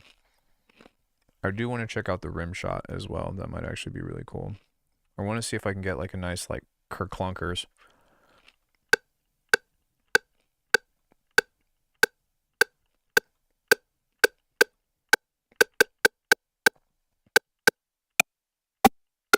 No.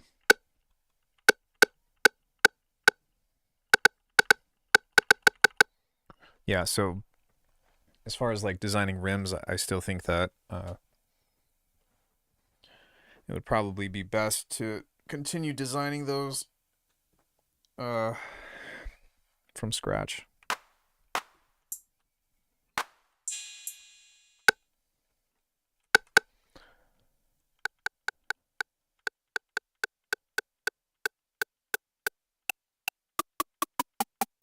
Yeah, it sounds a little bit too digital for me.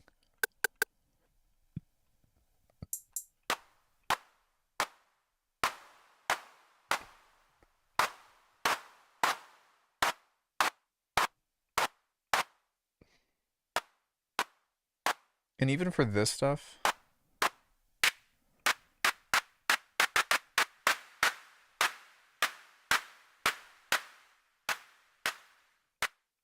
I think I would actually prefer the regular clap because I would want it to be like clock, you know, but this that just sounds like smeared noise.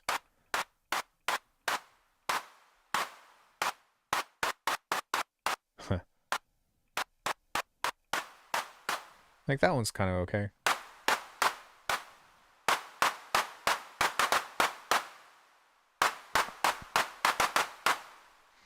Oh, you know what I think this is? I think that this is representative of what drum machine this is a part of, and I think that's why it's under V8. Um, because if you look at the color scheme,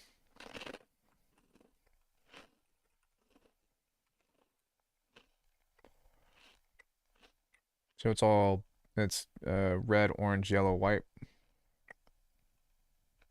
Um, red, orange, yellow, white. So I do like the hats. The hats are nice.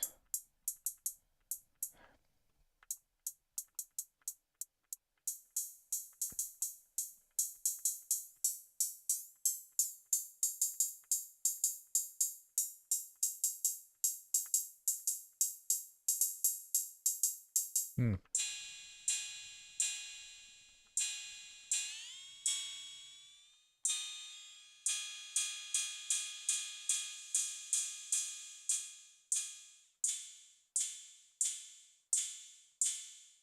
I'm happy with that. It's cool.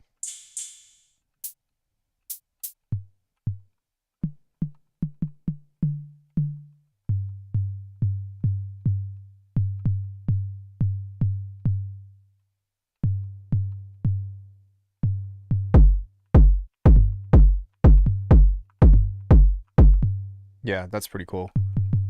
It's just a sine wave, but I like the transient that it has on there.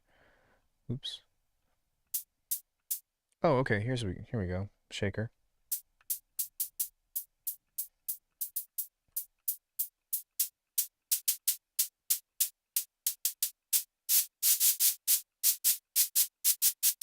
This is gonna be so useful.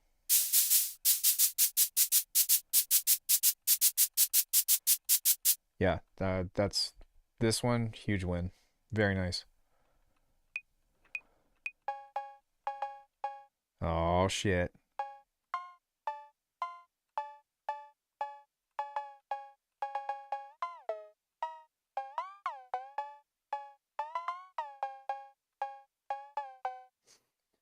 Bring on the funk.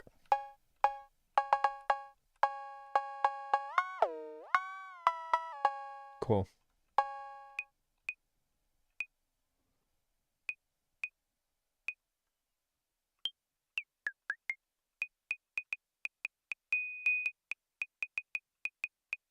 I don't know, this one's kind of whatever, but that's cool. Sick. Let's take a look at the 909s.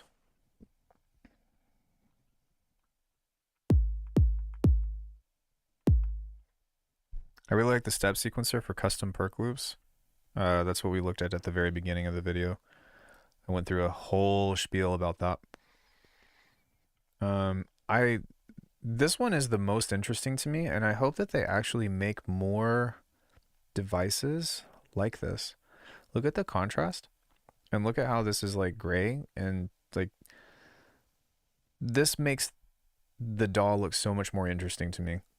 Just because they have different colors on here. I really like this. I feel like they should add more color stuff to their devices.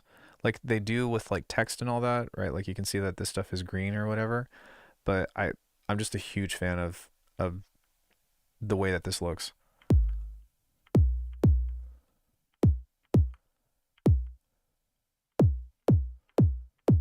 It's interesting that that's already clipped.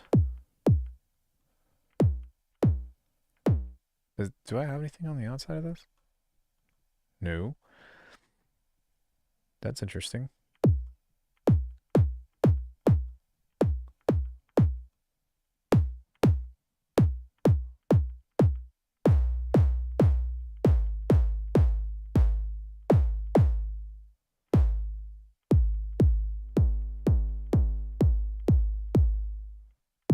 Yeah, this is really nice.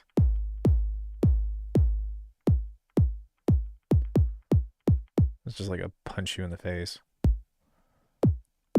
Sorry this has been addressed already, but as a background recorder and connectivity to the sampler effectively, no, it's not, because you still have to turn this on to activate it. I don't think the 808 is clipped, if I'm not mistaken.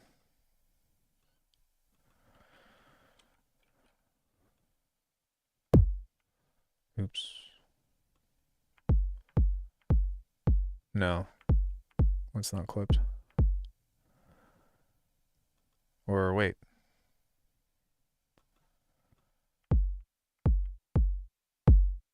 Well, kind of. Yeah, it kind of is. I think it's just because of the shape, though. Maybe not. Yeah, it's because of the drive. So the distortion that is on here is probably some kind of saturator.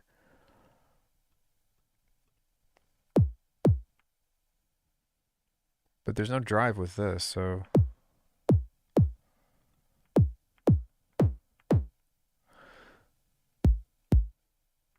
yeah, I don't know. That's strange.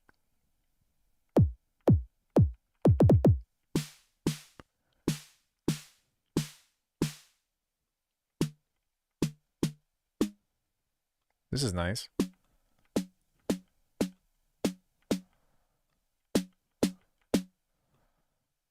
me grab that snare. Where did I put that?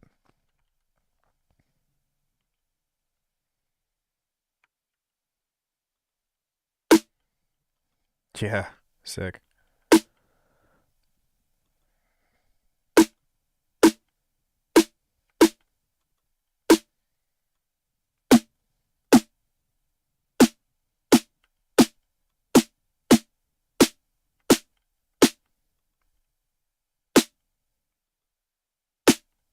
Yeah, that sounds great.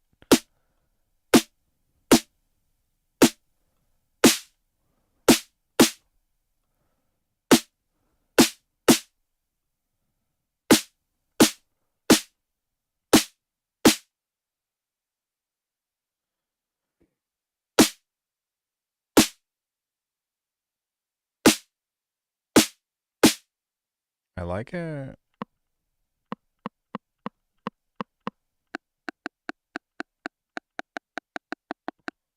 That's whatever.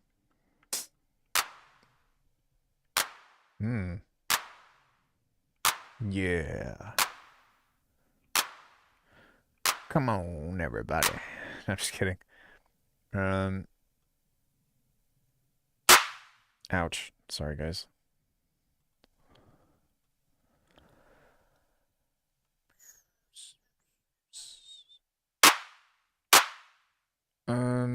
What controls do we have with this?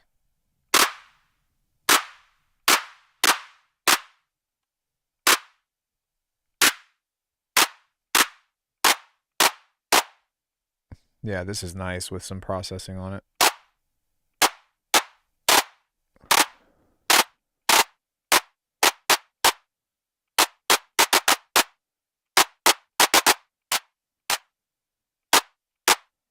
Cool. I like that.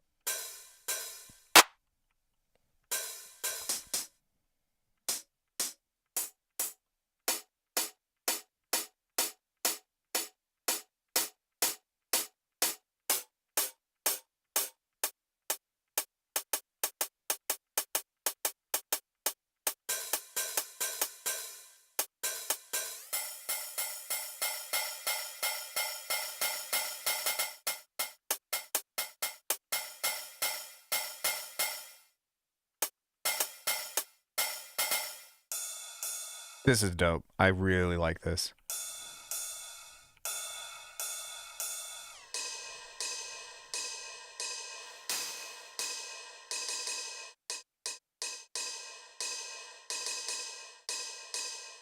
Cool.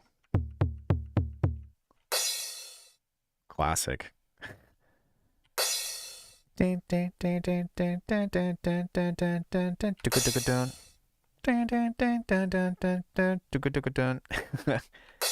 Crazy.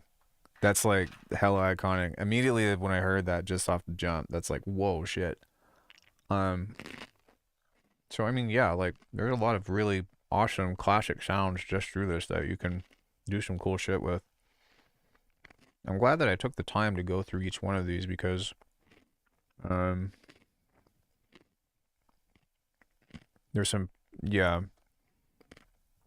Yeah, and the fact that they're like MIDI and like just, you know, kind of synth devices is really nice. And I think that you can just get some crazy sounds just by having this stuff set up for you, you know?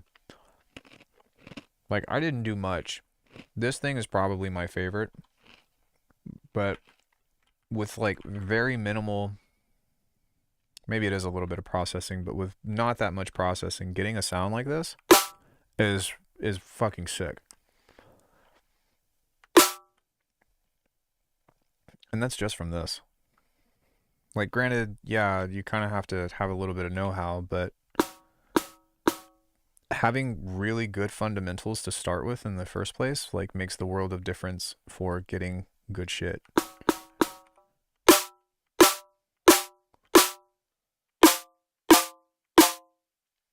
So, yeah, that's really cool. I'm really curious to see what my friends are going to be doing with this. But I think for the most part, did I miss anything else?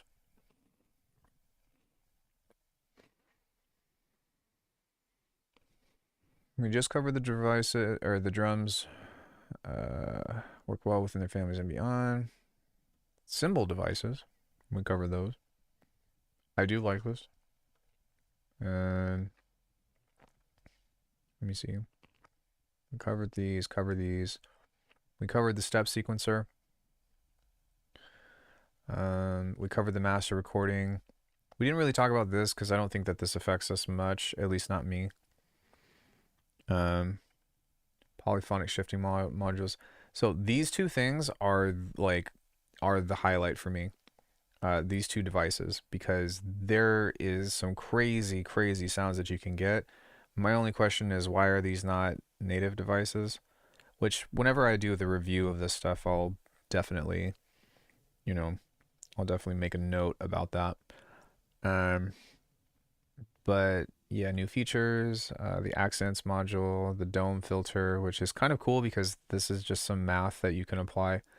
It's not like a actual filter or whatever. The drum machine is still there, so now it's just the V1 stuff. Randomize. Oh, yeah, projects and presets now load a lot faster on all computers. So let's take a look at that and see what that does for us. Let's upload a finished track, or a relatively finished track, if I can find it. Singularity, return to IDM. Boom demo.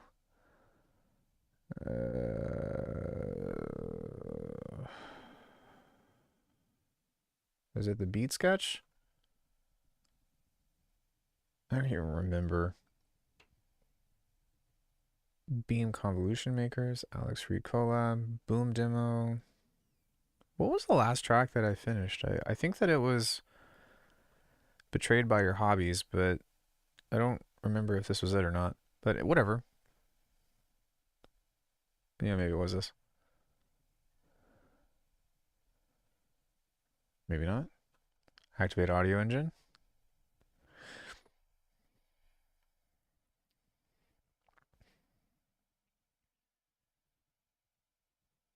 That was pretty quick. That was... Yeah. Not the song I was looking for, but let's try another one. Dumb idea. Dumbass idea. Beat sketch. Current project. Boom demo. This one is a beat that I made a couple of days ago that I actually really like. I just need to finish it. So that's pulling the project out. Let's see how fast this loads.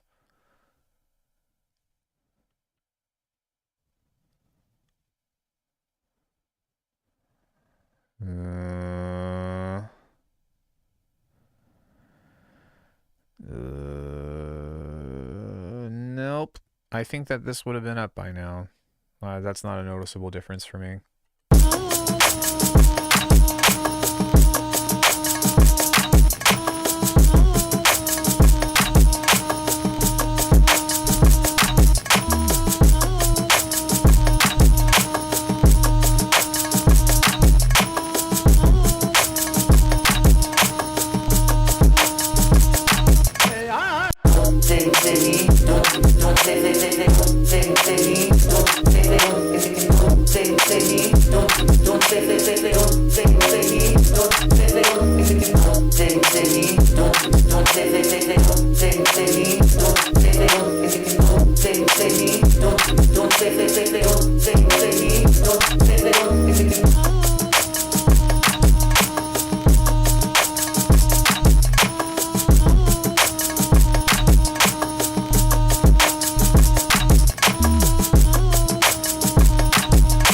Yeah. Now you can see why the song is called Ah Ah Ah, right?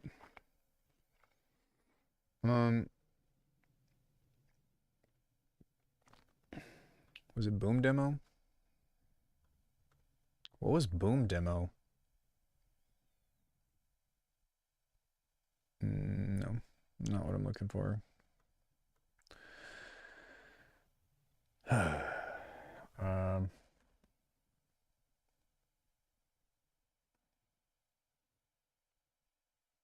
Degraded. Dumbass idea.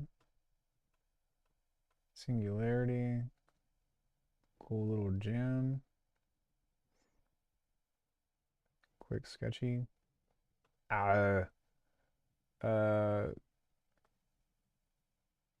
Imitation in its finest form. I feel like, is it the Beam Convolution Maker? Is that what I ended up making a track out of? I don't think so. No. Where is current project? Singularity. Maybe it's just the beat sketch. Yeah, I'm pretty sure it's the beat sketch. Maybe it's not the beat sketch. What the fuck? Where's this project? This is the worst thing about Dumbass idea. Oh. It's gotta be this. It's not this. Where the fuck is Betrayed by Your Hobbies?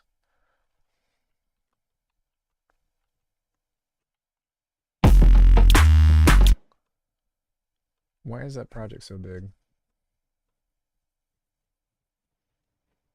Turn ID in, beat sketch.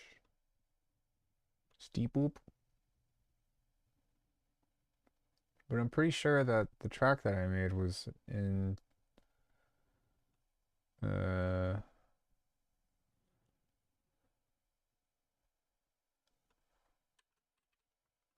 pretty sure that the track that I made was in November. So why is that not popping up? Maybe I saved it somewhere else.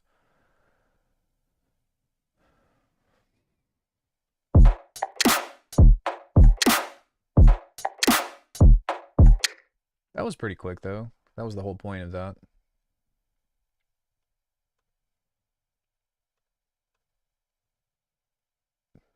Projects.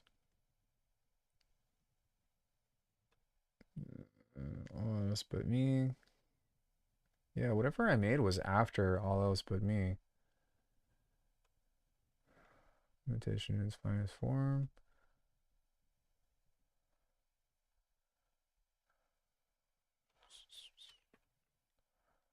Let's see how fast this loads.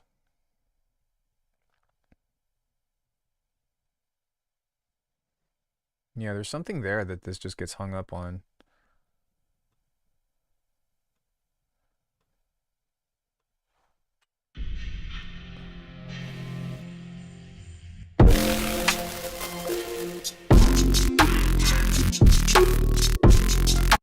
Nope.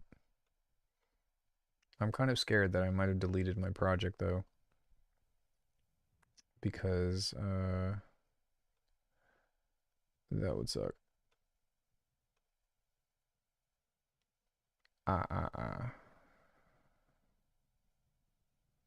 Dumb idea. What is this? Nope, wouldn't be that. Yeah, I seem to have misplaced.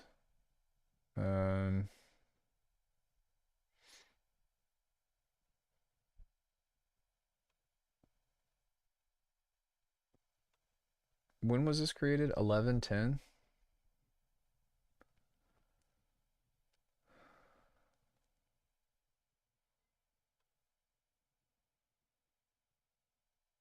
Did I save it in here?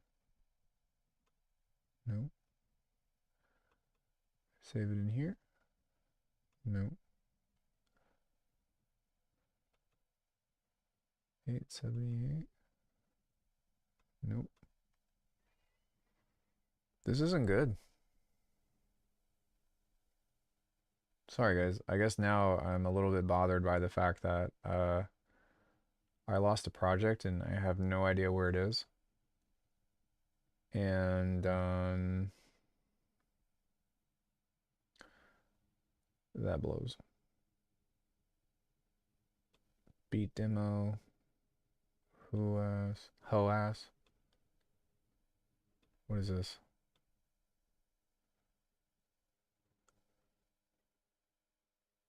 Nope. All right. Well, that's bothersome. Cool. Does anybody have any questions about the stuff that we just did?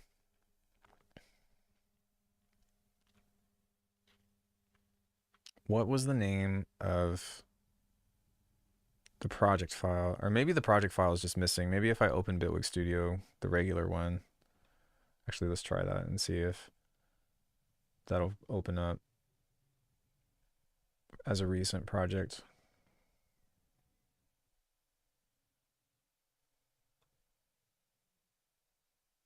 No, these won't both open at the same time. Yes. 5.3 demo. We're going to save that, but let me see if I can get this to pull up.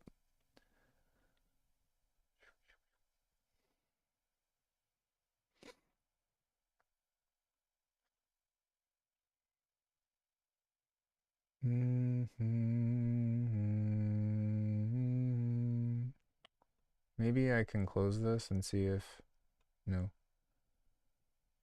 Yeah, here it is.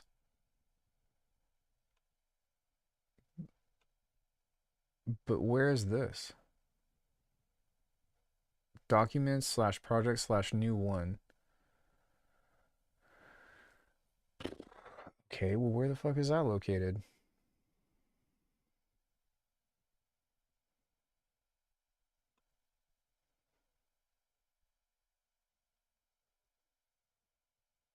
August 6th, 2024? There's no way. I didn't make this in August. Okay. That makes no sense. Am I collecting the files or just like linking to them? What do you mean, banana?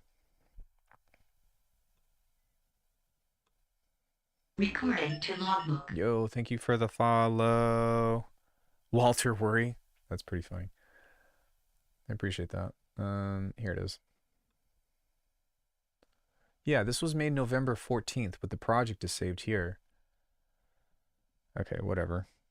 I mean, just when I go about making a track, I always do collect all and save whenever I do that. So that way I don't have any issues. Because like if you look at how much of this stuff is sample based, there's so many samples and like I can't tell you how many times I've run into like files are missing or whatever, or I'll move them. So what I do is just save a copy of everything that's in here.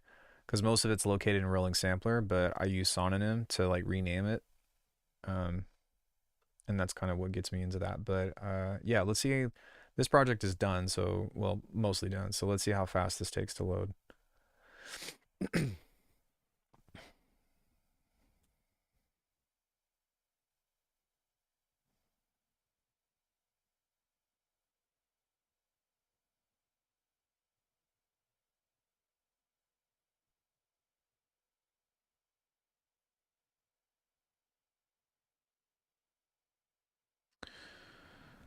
Uh, okay.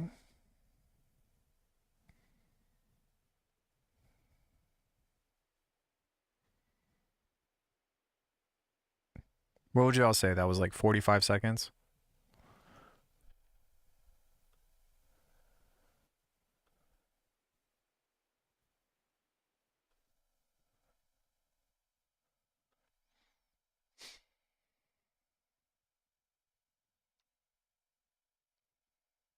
I should have just timed it, but whatever.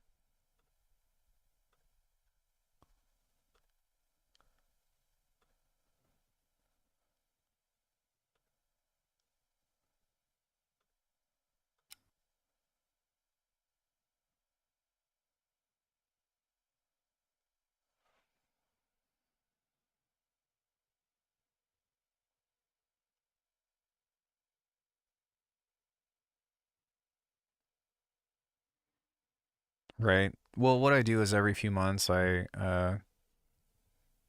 what's it called? Every few months I will rename everything and then move it to a different folder.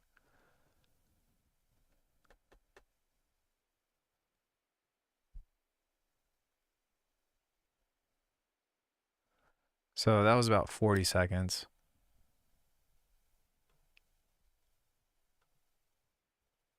Uh,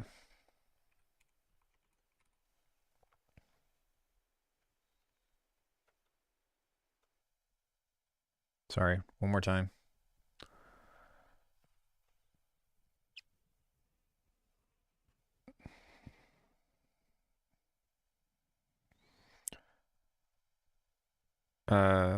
It says that loading projects and stuff is more snappy. So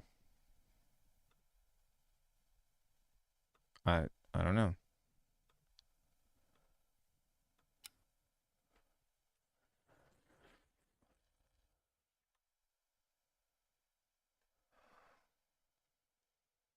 Maybe bug.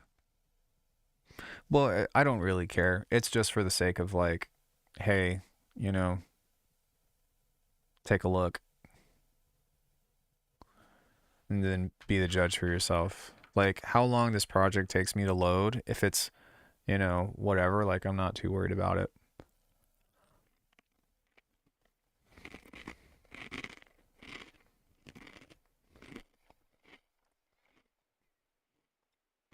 Yeah, so it's about 40 seconds.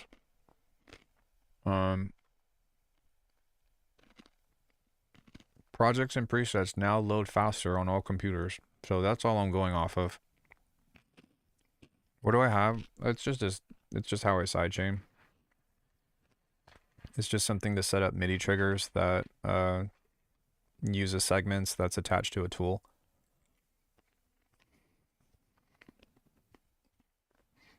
So yeah, I think I haven't noticed any significant difference in the loading times. They seem almost exactly the same to me. But it's not bad. It's better than Ableton.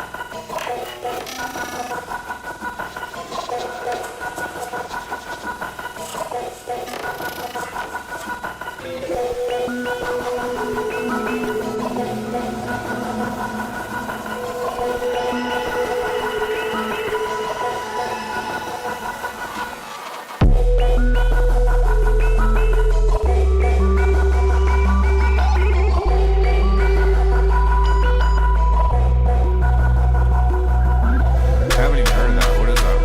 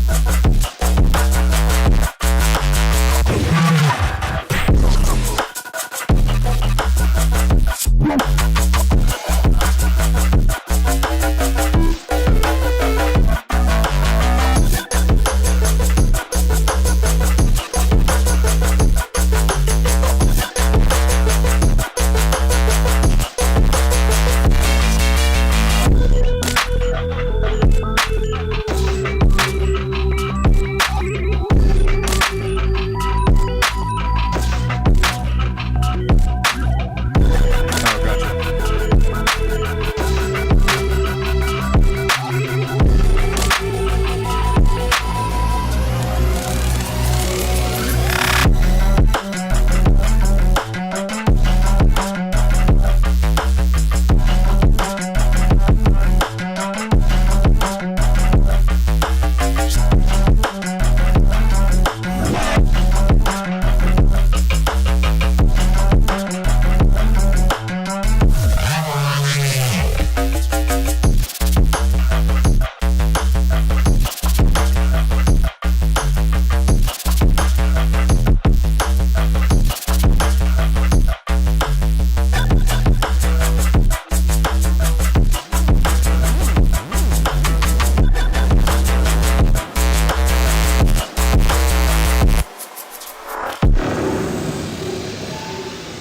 Yay.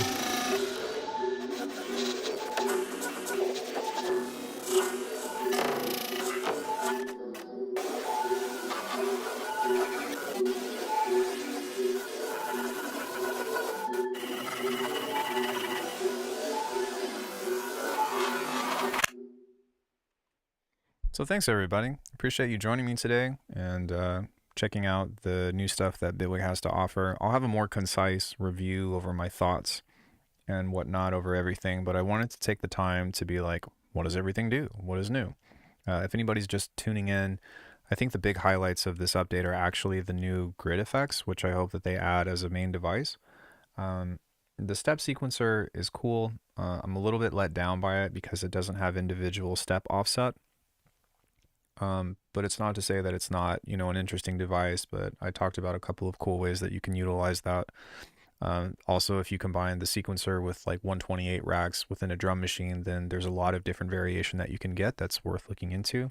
I think that the new drums sound really good. You don't have to do a lot of processing to get good sounds. And I have not really noticed a difference with the project loading snappiness, to be honest. So that's, yeah. The new recorder thing is cool if you just want to set this to record and like do the whole session or whatever and get whatever you can out of it. I find for me, I'd still probably prefer rolling sampler because it's always available and I don't have to toggle it on and off. But what is cool is that you can actually set this to a hotkey. So yeah, if you wanted to kind of like do stuff and then like have it record without having to do a count in or whatever because you're trying to record sound design things, I think that's pretty useful. But other than that, I don't know. I think that rolling sampler is probably just the easier way to go. So with that being said, thank you all. I really appreciate it. If you want to support the channel, check out alchemy.com or book a lesson with me. There's lots of things there. If you like my music, it's also available as a subscription thing for alchemy.com. If you just want to listen to my music, then for $1 a month, I upload something new every 2 weeks. And then for $5 a month, you can download whatever it is that I put up because it's not usually released or it's just there. So I don't know, seems pretty fair. But anyways, thank you all. If anything, if I could ask you to like the video or leave a comment, let me know what you think about Bitwig 5.3. And yeah, that's all I got. Much love, guys. I will see you all tomorrow, actually. Bye, everybody. Goodbye. So long. Farewell.